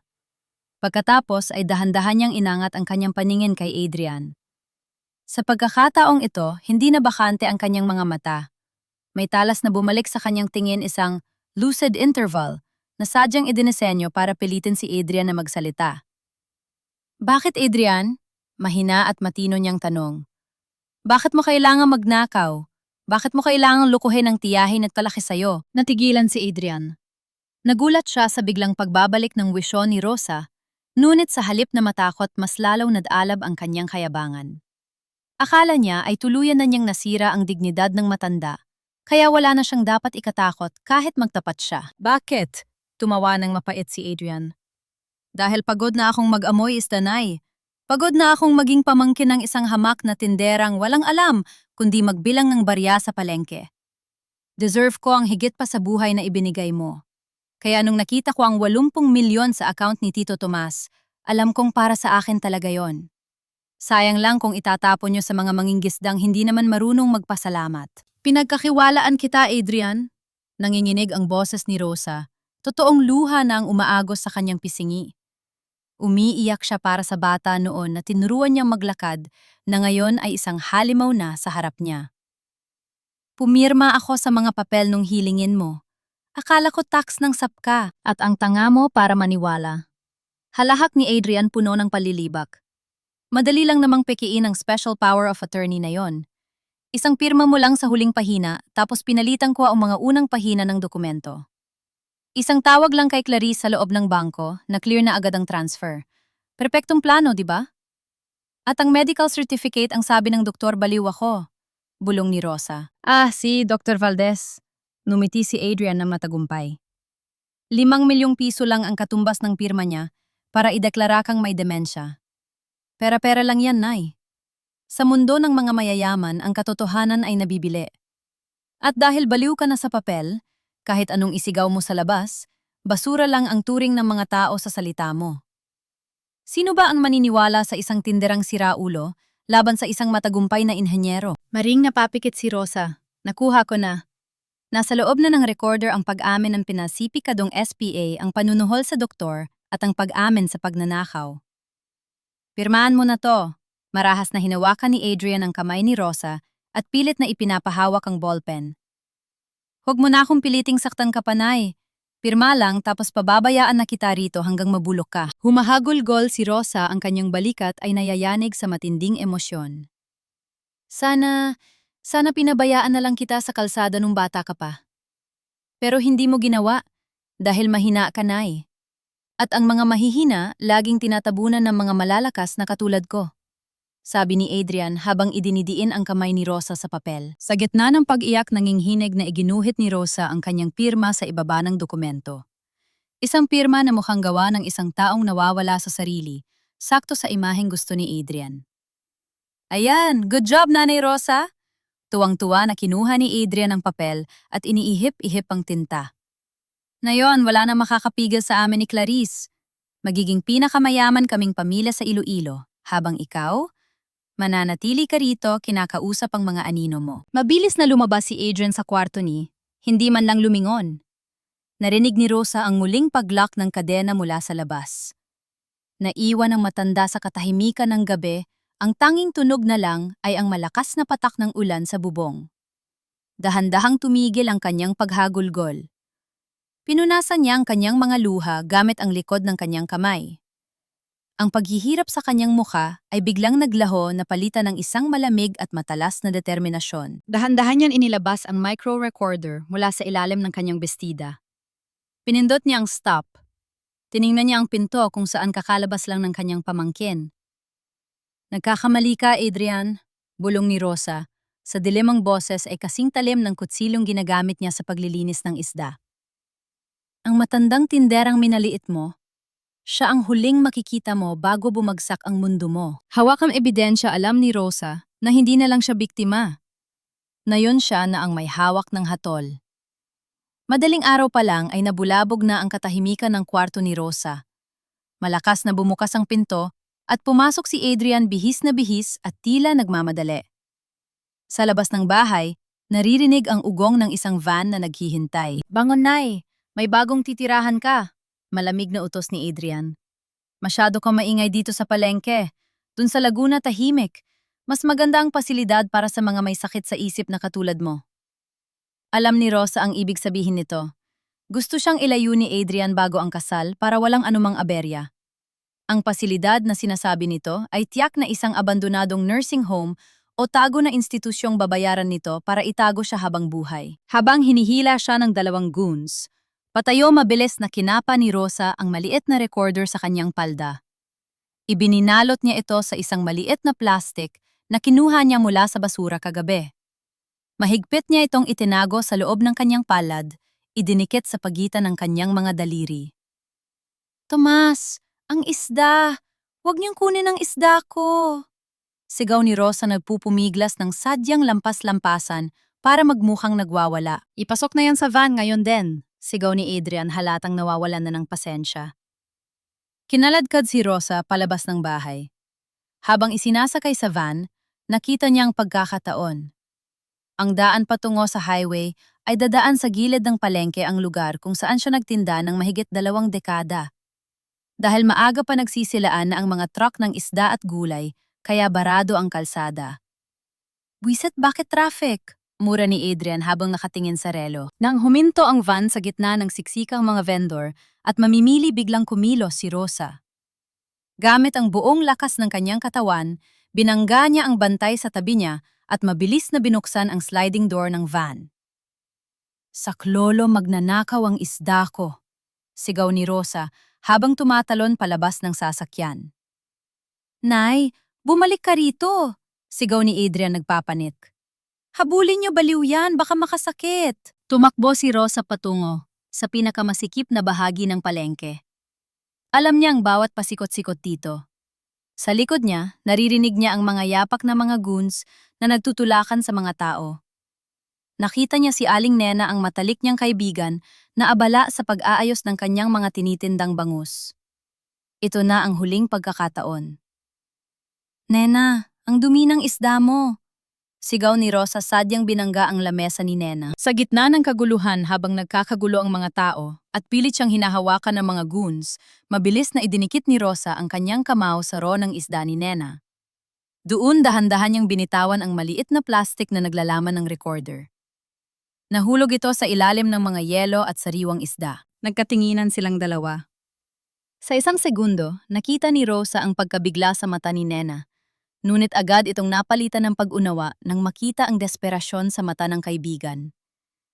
Alam ni Nena na may mensaheng ipinaparating si Rosa. Bitawan niyo ako, mga aswang kayo.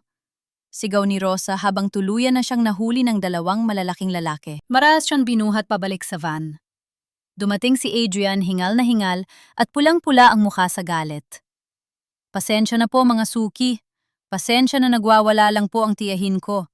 Kailangan na naming dalhin sa ospital. Isinakay muli si Rosa sa van. Sa pagkakataong ito, tinalian na ang kanyang mga kamay ng plastic straw. Masyado kang matigas ang ulo matanda, banta ni Adrian hinihingal pa rin. Doon sa pupuntahan mo, sisiguraduhin kong hindi mo na masisilayan ang liwanag ng araw. Ngunit sa loob ng van habang nakatali ang mga kamay at puno ng pasa ang braso, dahan-dahang napangiti si Rosa. Ang mabigat na pasaning dala niya kagabi ay wala na. Ang ebidensya ay nasa ligtas ng mga kamay. Makalipas ang 3 oras na biyahe, tumigil ang van sa harap ng isang luma at kalawanging gate sa liblib na bahagi ng isang bayan. Ito ang Sanctuario de Paz, isang tagong nursing home na mukhang kulungan. Ikinulong si Rosa sa isang maliit na kwarto na may bakal na pinto. Walang bintana, tanging isang maliit na ventilation hole sa itaas. Inihagis siya sa isang manipis na kutson sa sahig. "Diyan ka na babagay," sabi ni Adrian bago isara ang pinto. "Mag-isa ka dyan hanggang sa mabulok ka. Bukas ang kasal ko at sa wakas magiging malaya na ako sa amoy ng isda mo." Umalingaw-ngaw ang tunog ng mabigat na kandado. Katahimikan. Lumipas ang mga oras. Gabi na. Nakahiga si Rosa sa dilim na katingin sa kisame. Hindi siya natatakot. Alam niyang nakuha na ni Attorney Ben ang ebidensya mula kay Nena. Ngayon kailangan na lang niyang maghintay. Nang maghating gabi, nakarinig si Rosa ng ingay sa labas ng koridor. Hindi ito ang mabigat na yabag ng mga goons. May mga boses ng mga lalaking naguutos at ang tunog ng mga radyo ng pulis. Biglang bumukas ng marahas ang pinto ng kanyang selda. Bumulaga ang liwanag ng flashlight. Sa likod nito pumasok ang 2 pulis at si Attorney Ben. Agad na lumapit ang abogado at tinulungan si Rosang makabangon. "Rosa, ayos ka lang ba?" Nag-aalalang tanong ni Ben habang pinuputol ang tali sa kanyang mga kamay. "Nakuha mo ba, Ben, ang recorder?" Mahinang tanong ni Rosa, ang boses ay paos na. Tumango si Ben, may dalang matagumpay na ngiti. "Nakuha namin, Rosa. Ibinigay ni Nena kaninang hapon. Malinaw na malinaw ang pag-amin ni Adrian. May search warrant at arrest warrant na kami para sa illegal detention at falsification of documents." Inakay si Rosa palabas ng gusali. Sa labas nakita niya ang mga nurse at tauhan ng pasilidad na pinaposas ng mga pulis. Huminga ng malalim si Rosa, nilanghap ang sariwang hangin ng gabi. "Saan tayo pupunta, attorney?" tanong ni Rosa habang pasakay sa sasakyan ng pulis. Tumingin si Ben sa kanyang rilo. "2:00 na ng madaling araw, Rosa. May 10 oras pa tayo bago ang wedding of the year sa Iloilo Grand Hotel." Isang malamig na ngiti ang sumilay sa labi ni Rosa. "Gusto kong maging maganda bukas, Ben. Pagkatapos ng 20 taong pagtitinda ng isda oras na para ako naman ang pagsilbihan." Sa loob ng isang pribado at ligtas na silid sa rest house ni Attorney Ben, namayani ang isang uri ng katahimikan na matagal nang hindi nararanasan ni Aling Rosa. Hindi ito ang nakabibinging katahimikan ng selda, kundi ang payapang katahimikan ng isang mandirigmang naghahanda sa huling laban. Kakatapos lang maligo ni Rosa. Habang pinatutuyo niya ang kanyang buhok sa harap ng salamin, tinitigan niya ang sariling refleksyon. Ang mga pasa sa kanyang braso ay kulay ube pa rin, at ang kanyang muka ay halatang nangangayayat, ngunit ang kanyang mga mata, ang mga matang yon, ay hindi nakakikitaan ng takot. Wala na ang nakunwaring baliw. Ang narito ngayon ay si Rosa Asaya, ang babaeng dumaan sa apoy at lumabas na mas matatag kaysa sa bakal. Kumatok ng dahan-dahan si Attorney Ben at pumasok sa silid. May dala siyang isang tasa ng mainit na tsaa at isang makapal na asul na folder. "Kumusta ang pakiramdam mo, Rosa?" tanong ng abogado, ang boses ay puno ng paggalang. "Maayos na, Ben. Salamat sa lahat," sagot ni Rosa. Binalot ang sarili ng isang malinis na bathrobe. Inilapag ni Ben ang folder sa mesa. Lahat ay nakahanda na para sa 10:00 ng umaga. Ang arrest warrant laban kay Adrian para sa falsification of documents at perjury ay hawak na ng mga awtoridad, pero nakiusap ako na isagawa ang pagsisilbi nito sa gitna ng seremonya sa Grand Hotel. Gusto nating magkaroon ito ng pinakamataas na epekto. Tumango si Rosa, ang kanyang muka ay walang emosyon. Bukod pa ron, patuloy ni Ben, ang recording ng pag-amin ni Adrian ay naisumit na rin natin sa central office ng bangko ni Clarice. Dahil ang kasal nila ay dadaluhan ng mga matataas na opisyal ng bangko, kasama na ang mismong CEO na si Mr. Villarreal, magiging mitsa ito ng mabilis nilang pagbagsak. Clarice will not just lose her job, she will face criminal charges for internal fraud. At ang lupa, Ben?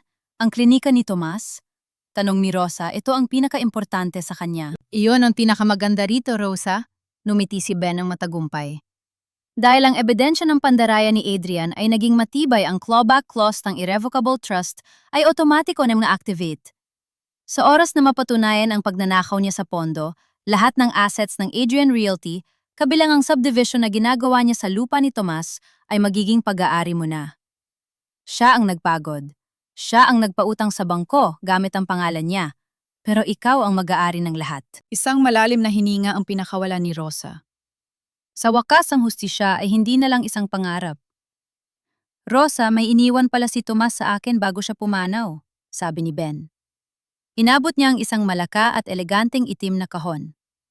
Sabi niya, ibigay ko raw ito sa'yo sa araw na matupad mo ang pangarap ninyong dalawa. Mukhang ito na ang araw na yon. Nanginig ang mga kamay ni Rosa habang binubuksan ang kahon.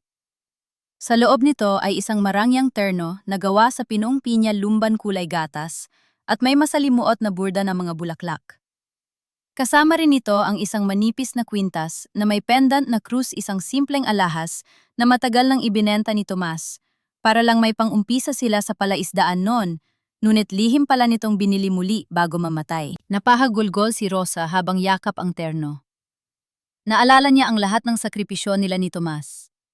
Ang mga gabing basang-basa sila sa ulan sa palaisdaan, ang mga pagkaing tinitipid para lang may maipadala kay Adrian sa eskwelahan. Lahat ng paghihirap na yon ay binaliwala ng kanilang pamangkin, ngunit hindi kailanman nakalimutan ng kanyang asawa. Hindi ka na muling mag-aamoy, Isda Rosa, mahinang sabi ni Ben. Tumayo si Rosa, pinunasan ng kanyang mga luha at kinuha ang isang gunting. Sa harap ng salamin, walang pag-aalinlangan niyang ginupit ang kanyang mahaba at buhol-buhol na buhok hanggang sa balikat. Inayos niya ito ng malinis, inilantad ang kanyang mukha na ngayon ay puno ng awtoridad at dignidad. Samantala sa kabilang panig ng lungsod, sa loob ng isang presidential suite sa Iloilo Grand Hotel, namamayani ang hiyawan ng kagalakan. Cheers to the power couple! Sigaw ng mga kaibigan ni Adrian habang nagtatagay ng mamahaling champagne. Nakatayo si Adrian sa harap ng malaking bintana, tinitingnan ang abot-tanaw ng lungsod. Nakasuot siya ng isang pasadyang puting barong na nagkakahalaga ng daan-daang libo. Sa kanyang tabi, si Clarice ay rinita-trat ng mga makeup artist at stylist. Kumikinang sa kanyang daliri ang esmeraldang singsing ni Rosa at sa kanyang mukha ay ang ngiti ng isang babaeng nakamit na ang rurok ng kanyang ambisyon. Bukas, Adrian, tayo na ang titingalain ng buong Iloilo. Bulong ni Clarice, hinalikan ng balikat ng kasintahan. Wala nang makakapigil sa atin, babe. Sagot ni Adrian nakang-isi habang iniisip ang tiyahing akala niya ay mamatay na sa loob ng madilim na selda. Ang matandang tinderang, yung naging tuntungan lang natin para marating ang itaas. Hindi nila alam habang nagtatawanan sila sa loob ng suite, ang gulong ng karma ay mabilis nang umiikot patungo sa kanilang pintuan. At ang babaeng minaliit nila ay hindi na darating bilang biktima, kundi bilang ang humahatol. Bumaba si Rosa sa sasakyan ni Attorney Ben nang sumapit ang umaga. Nakasuot siya ng eleganteng terno, ang kanyang buhok ay ayos na ayos, at ang kanyang tindig ay kasing taas ng mga gusali sa paligid. Handa ka na ba, Rosa? Tanong ni Ben. Higit pa sa handa, Ben, sagot ni Rosa. Tinitingnan ng malaking karatula ng hotel kung saan gaganapin ang kasal. Oras na para bawiin ang lahat. Masilaw ang mga ilaw sa loob ng Grand Ballroom ng Iloilo Grand Hotel. Ang bawat sulok ay pinalamutian ng libu-libong puting rosas at mamahaling kristal na tila kumikinang na parang mga bituin. Naroon ang mga pinaka-impluwensyadong tao sa lungsod, mga politiko, mga negosyante, at ang matataas na opisyal ng malalaking bangko, lahat ay nakasuot ng kanilang pinakamagara at pinakamahal na kasuotan. Sa gitna ng entablado nakatayo si Adrian. Napakakisig niya sa kanyang pasadyang barong Tagalog. Sa kanyang tabi si Clarice ay tila isang reyna sa kanyang malapangarap na wedding gown na may mahabang tren. Kumikinang sa kanyang daliri ang esmeraldang singsing ni Rosa, isang nakaw na hiyas na ipinagmamalaki niya sa lahat ng bumabati sa kanya. Ladies and gentlemen, panimula ng MC. Pakinggan po natin ang pasasalamat ng ating kagalang-galang na groom engineer Adrian Asaya. Humakbang pasulong si Adrian. Hawak ang mikropono ng may matinding kumpiyansa. Isang malapad na ngiti ang sumilay sa kanyang labi habang tinitingnan ang mga panauhin. Gusto ko pong magpasalamat sa lahat ng narito, masiglang panimula ni Adrian. Ang tagumpay ng Adrian Realty at ang araw na ito ay bunga ng pagsisikap at katapatan. Alam niyo po, lumaki ako sa hirap. Ang tanging hiling ko lang ay masuklian ang kabutihan ng pamilya ko. Kaya lang, dahan-dahang naging malungkot ang kanyang boses, isang perpektong pag-arte na tila ba hihikbi. Masakit man pong aminin ang kaisa-isa kong tiyahin na nagpalaki sa akin si Aling Rosa ay hindi makakadalo ngayon. Kasalukuyan po siyang nasa isang pasilidad dahil sa kanyang lumalalang kondisyon ng demensya. Mahirap po nakakalungkot na hindi niya makita ang bunga ng lahat ng pinaghirapan namin. Pero sisiguraduhin ko maibibigay ko sa kanya ang pinakamagandang pangangalaga gamit ang tagumpay na ito. Narinig ang mga bulungan ng awa mula sa mga panauhin. Napakabuting bata, sabi ng isang ginang sa harap. Sa kabila ng yaman niya, hindi niya pinapabayaan ang tiyahin niyang baliw. Nakanisi si Clarice habang nakatingin kay Adrian. Para sa kanila, ito na ang huling pako sa kabaong ng dangal ni Rosa. Sa harap ng buong Iloilo, idineklara na nilang baliw at walang silbi ang matanda. And now, patuloy ni Adrian, bago tayo magpatuloy sa hapunan, may inihanda kaming maikling video presentation tungkol sa aming susunod na malaking proyekto, ang Asaya Residences, na itatayo sa lupaing ipinamana sa akin ng aking pamilya. Namatay ang mga ilaw sa ballroom. Ang malaking LED screen sa gitna ng entablado ay umilaw. Inaasahan ng lahat na makikita ang mga blueprint at 3D model ng mga mamahaling bahay. Ngunit sa halip ng mga larawan ng subdivision, isang madilim at medyo malabong video ang lumitaw. Ang tunog ay hindi masayang musika, kundi ang malakas na patak ng ulan at ang pamilyar na boses ng isang lalaki. Naitigilan mo na yung pag-arte mo. Wala sinakapitan dito. Kailangan mong pirmahan ito. Na yun din. Nanigas si Adrian sa gitna ng entablado. Ang baso ng champagne na hawak ni Clarice ay dahan-dahang nanginig sa kanyang kamay. Bakit, Adrian? Tanong ng boses ni Rosa sa video. Bakit mo kailangan magnakaw? Bakit mo kailangan lukuhin ang tiyahing at palaki sa'yo? Ang boses ni Adrian sa video ay muling umalingaw-ngaw sa buong ballroom. Mas malakas, mas mayabang, at mas talamak ang kasamaan. Dahil pagod na ako mag-amoy isdanay, pagod na akong maging pamangkin ng isang hamak na tinderang walang alam, kundi magbilang ng barya sa palengke. Madali lang namang pekiin ang special power of attorney na yon. Isang tawag lang kay Clarice sa loob ng bangko, na clear na agad ang transfer. Perpektong plano, di ba? Napaatras si Adrian, ang kanyang muka ay nawala ng kulay, naging kasing puti ng kanyang barong. Ang mga panauhin ay nagsimulang mag-ingay. Ang mga opisyal ng bangko ay nagkatinginan, ng mga muka ay puno ng pagkabigla at galit. 5 milyong piso lang ang katumbas ng pirma ng doktor para ideklara kang may demensya. Sino ba ang maniniwala sa isang tinderang siraulo laban sa isang matagumpay na inhenyero? Natapos ang video sa eksena kung saan marahas na idiniin ni Adrian ang kamay ni Rosa para pumirma. Naging bingi ang katahimikan sa loob ng ballroom pagkatapos mamatay ng screen. Isang katahimikang mas masakit pa sa anumang sampal. Hindi totoo yan. Fake news yan. Manipulated ang video. Sigaw ni Adrian, ang kanyang boses ay naging matinis at desperado. Bakit niyo pinapanood yan? Ipatigil niyo yan. Adrian, anong ibig sabihin nito? Tanong ni Mr. Villarreal, ang CEO ng bangko, habang tumatayo mula sa main table. Ang kanyang boses ay tila kulog na nagbababadya ng bagyo. Sir, pinagtitulungan lang po ako. Ang tiyahin ko pa niya ito. Baliw siya, gawa-gawa lang niya ito. Pilit na depensa ni Adrian habang ang pawis ay dumadaloy na sa kanyang mga sentido. Talaga, Adrian? Ako ba ang baliw? Isang boses ang nanhibabaw mula sa dulo ng ballroom. Ang malaking pinto ng hall ay dahan-dahang bumukas. Bumulaga ang liwanag mula sa corridor. Isang babae ang pumasok dahan-dahan ang hakbang tuwidang tayo at may tindig na tila isang tunay na donya. Nakasuot siya ng isang marangyang pinya terno na kulay gatas ang kanyang buhok ay maayos na nakastyle at ang kanyang mukha ay puno ng isang uri ng kapayapaan na tila nagmumula sa katarungan. Walang ni isa ang nagsalita habang naglalakad ang babae patungo sa gitna. Ang bawat hakbang ng kanyang sapatos sa semento ay tila tumitibok sa puso ni Adrian. Aling Rosa, bulong ni Aling Nena mula sa hanay ng mga panauhin, hindi makapaniwala sa nakikita. Huminto si Rosa sa paanan ng entablado. Tumingala siya kay Adrian at sa unang pagkakataon, ang kanyang pamangkin ang naging maliit sa kanyang paningin.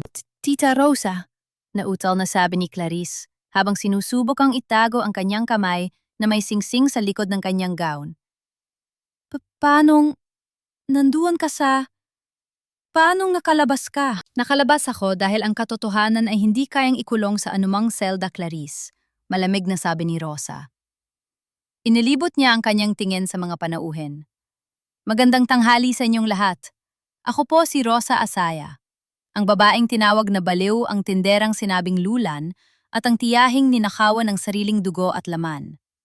Security, ilabas ang babaeng ito. Sinisira niya ang kasal ko. Gising ni Adrian sa kanyang mga tauhan. Ngunit bago pa man makakilos ang mga gwardiya, pumasok si Attorney Ben kasama ang tatlong matataas na opisyal ng National Bureau of Investigation, NBI. Huwag kang magabala, Adrian, sabi ni Attorney Ben habang itataas ang isang asul na folder. May hawak kaming warrant of arrest para sayo sa kasong falsification of public documents, illegal detention at grand theft.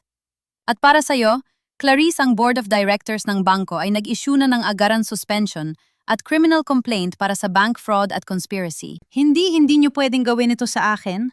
Sigaw ni Clarice, na wala na ang kanyang poise. Buntis ako! Hindi niyo ako pwedeng ipakulong! Ang pagbubuntis mo ay hindi lisensya para magnakaw ng pangarap ng iba, Clarice. Sagot ni Rosa, tumataas ang boses ng may dignidad. Ninakaw mo ang pera ng mga mangingisda. Ninakaw mo ang pawis at dugo ng asawa ko. At higit sa lahat, tinangka ninyong patayin ang pagkatao ko para lang sa luho ninyo. Lumapit si Mr. Villarreal kay Rosa at yumuko ng bahagya. Mrs. Asaya, sa ngalan ng bangko, humihingi ako ng paumanhin. Hindi namin alam na ang aming empleyado ay nasangkot sa ganitong karumal-dumal na gawain. Makakaasa kayo na ang lahat ng inyong pondo ay ibabalik at puprotektahan. Tumingin si Rosa kay Adrian na ngayon ay nanginginig na sa takot habang papalapit ang mga pulis. Nay, patawarin mo ako. Nagkamali lang ako, Nay. Para sa atin din naman yon. Pagmamakaawa ni Adrian, sinusubukang lumapit kay Rosa. Ngunit agad siyang hinarang ng mga pulis. Huwag mo akong tawaging Nay, Adrian, sabi ni Rosa. Ang kanyang mga mata ay walang bakas ng awa. Ang Nay na tinatawag mo ay namatay na sa loob ng kusinang kinaladkad mo siya. Ang Nay na yon ay pinatay mo nung tinawag mo siyang kasambahay at amoy isda. Ang kaharap mo ngayon ay ang taong sisingil sa lahat ng kasalanan mo. Sa harap ng lahat ng matataas na lipunan ng Iloilo, ang wedding of the year ay naging scandal of the decade. Nakaposos na inakay ng mga pulis si Adrian at Clarice palabas ng ballroom. Habang dumadaan sila sa gitna, ang mga dating pumupuri sa kanila ay nagtatakip na ngayon ng ilong at bumubulong ng walang utang na loob. Naiwan si Rosa sa gitna ng ballroom. Tiningnan niya ang paligid, ang mga puting rosas, ang mga kristal at ang karangyaan. Lahat ng ito ay galing sa kanyang paghihirap. Ngunit hindi niya ito naramdamang tagumpay hanggat hindi niya nakikita ang hustisya. Dahan-dahan siyang lumingon kay Attorney Ben. Ben, tapos na ang palabas. Oras na para simulan ang totoong pangarap ni Tomas. Nagkagulo ang buong ballroom habang pilit na nagpupumigla si Adrian sa hawak ng mga pulis. Ang kanyang barong Tagalog na kanina ay napakalinis at plansado, ay lukot-lukot na ngayon, at ang kanyang mukha ay basang-basa ng pawis at luha ng desperasyon. Sa kabilang banda, si Clarice ay humahagulgol habang nakaupo sa sahig, ang kanyang malapangarap na gown ay nakasampay sa maruming semento ng entablado. Nene, maawa ka. Huwag mong gawin ito sa akin, sigaw ni Adrian. Ang boses ay umaalingaw-ngaw sa gitna ng katahimikan ng mga panauhin. Nagkamali ako, aaminin ko. Pero pamilya tayo, di ba? Pinag-aral mo ako dahil mahal mo ako. Huwag mo namang hayaang mabulok ako sa kulungan. Dahan-dahang lumapit si Rosa sa entablado. Bawat hakbang niya ay puno ng bigat ng bawat taon ng sakripisyong ibinigay niya kay Adrian. Tumigil siya sa tapat ng kanyang pamangkin. Tiningnan niya ito ng diretso sa mga matang punong-puno ng panlilinlang hanggang sa huling sandali. Pamilya, Adrian? Mahinang tanong ni Rosa, ngunit ang bawat salita ay tila hiwa ng patalim. Nasaan ang pamilya nung tinawag mo akong kasambahay sa harap ng mga biyenan mo? Nasaan ang pamilya nung ninakawan mo ang patay mong tiyuhin? Nasaan ang pamilya nung ikulong mo ako sa madilim na kwarto at pinalabas na baliw? Buntis ako, Tita Rosa. Maawa kayo sa apo niyo. Singit ni Clarice, pilit inaabot ang laylayan ng terno ni Rosa. Kahit para sa bata na lang, huwag niyo kaming ipakulong. Tiningnan ni Rosa si Clarice. Pagkatapos ay dahan-dahan niyang kinuha ang kamay ng babae, ang kamay na suot pa rin ng esmeraldang singsing. Sa isang mabilis ngunit kalmadong galaw, hinubad ni Rosa ang singsing mula sa daliri ni Clarice. Ang singsing na ito ay simbolo ng katapatan at danggal ng pamilya Asaya, sabi ni Rosa habang pinagmamasdan ng kumikinang na hiyas. Hindi ito nababagay sa isang magnanakaw. Isinuot ni Rosa ang singsing sa sarili niyang daliri. Sa kabila ng mga kalyo at magaspang niyang balat dahil sa pagtitinda ng isda, ang singsing ay tila dun talaga nararapat. Ito ay simbolo ng kanyang pagkatao na muli niyang binawi mula sa mga mapang api. Humarap si Attorney Ben kay Mr. Villarreal, ang CEO ng bangko, at sa iba pang mga opisyal na naroroon. Inilabas niya ang huling dokumento mula sa kanyang folder. Mr. Villarreal, bukod sa mga kasong kriminal, nais ko ring ipabatid sa inyo ang katayuan ng Asaya Residences at ang lahat ng pondo ng Adrian Realty, panimula ni Ben sa isang formal at matikas na boses. Dahil napatunayan sa pamamagitan ng ebidensya at pag-amin ni Adrian ang pandaraya sa primary beneficiary, ang Irrevocable Trust Fund ni Mr. Tomas Asaya ay formal nang nag-activate ng clawback clause. Nagkaroon ng bulungan sa hanay ng mga negosyante. Alam nila kung gaano kabigat ang epektong legal nito. Sa madaling salita, patuloy ni Ben, lahat ng ari-arian na nakatayo sa lupang pag-aari ng trust, kabilang ang subdivision na ipinapatayo ni Adrian, gamit ang inutang niyang pera sa inyong bangko, ay otomatiko nang babawiin ng trust.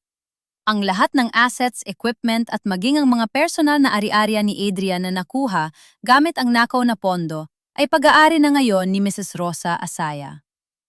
Si Engineer Adrian Asaya ay opisyal na walang-wala na. Siya ay bankrupt at ang lahat ng utang niya sa inyong bangko ay kailangan niyang panagutan sa ilalim ng batas. Napap si Adrian.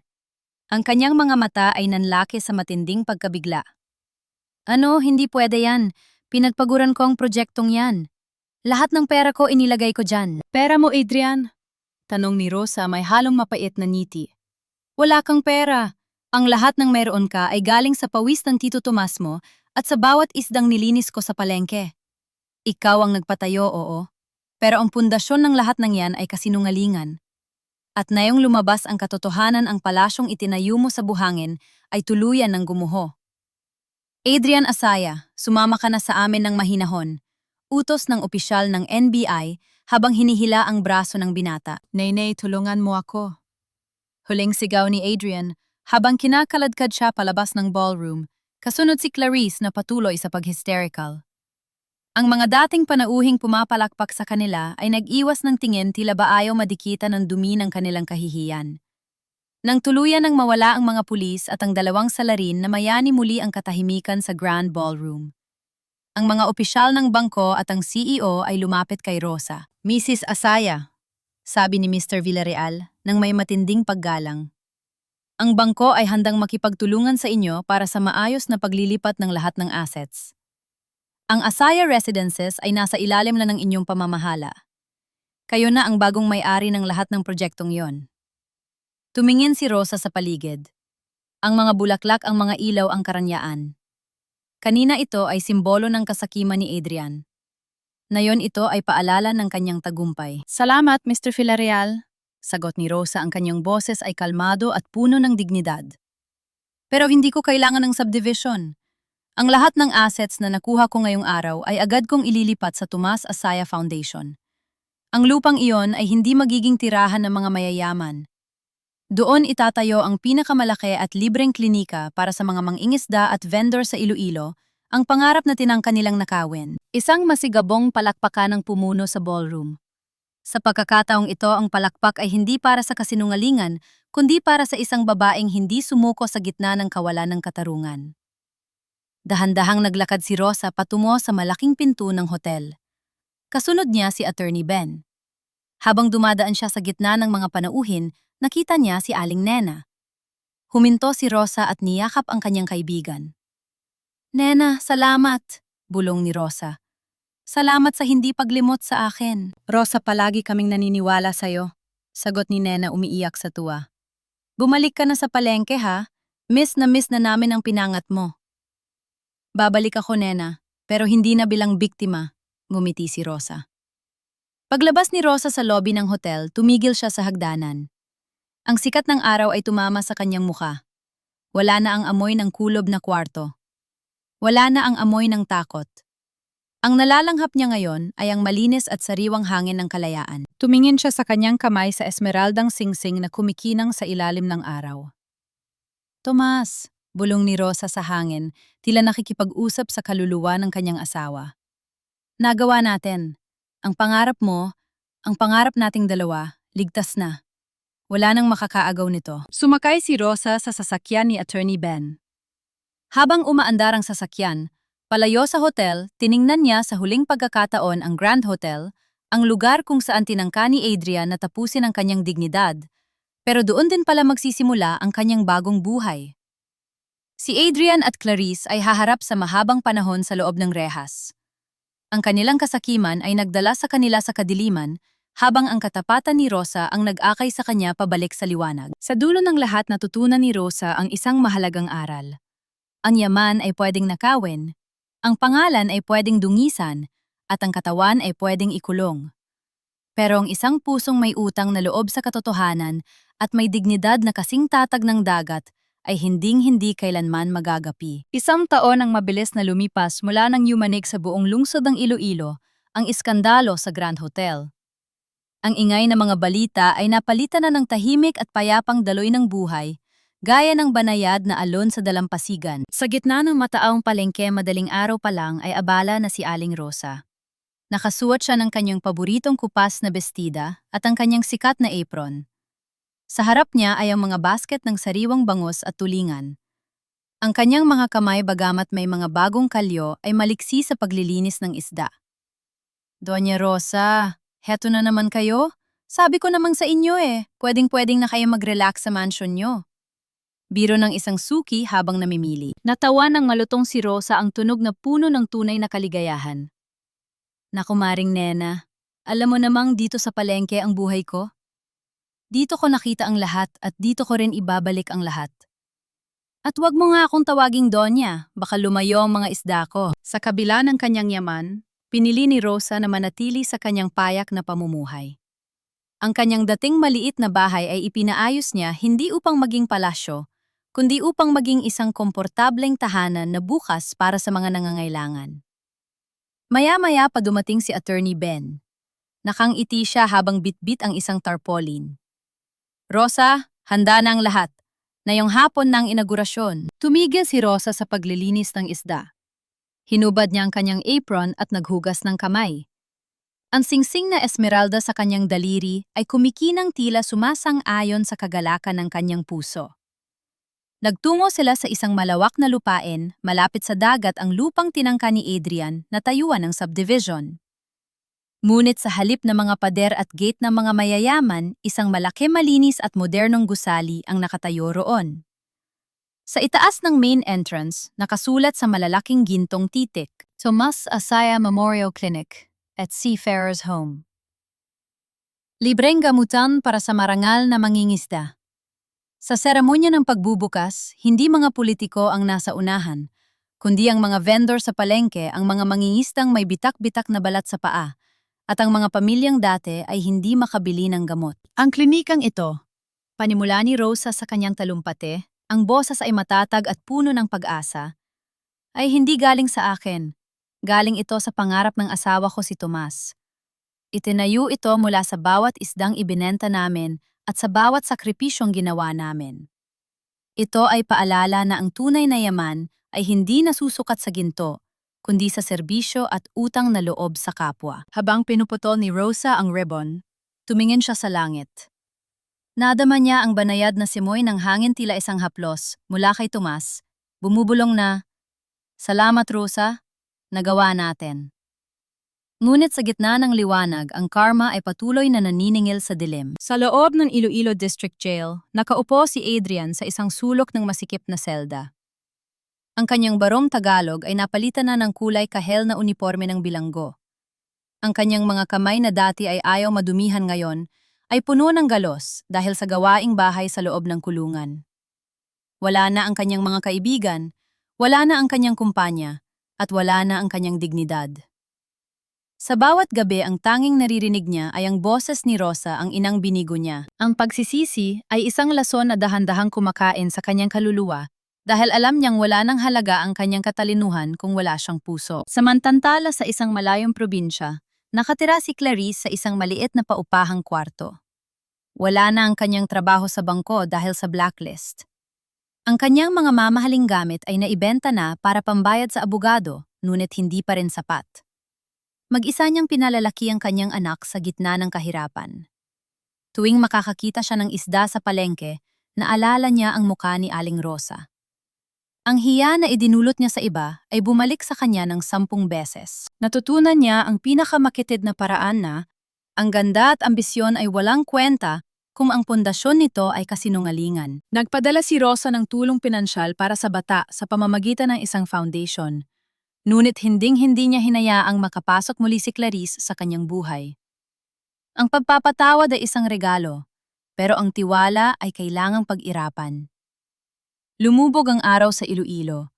Nakaupo si Rosa sa isang bangko sa labas ng klinika, pinagmamasdan ang mga mangingisdang pauwi na mula sa laot.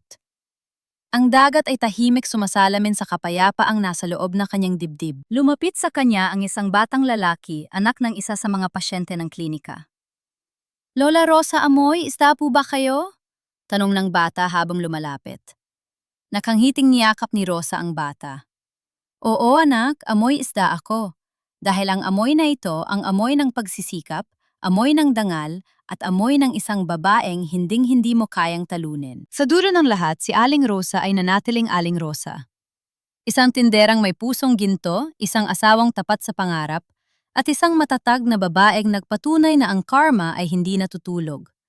Ngunit ang pagmamahal at dignidad ang palaging huling nakatayo sa dalampasigan ng buhay.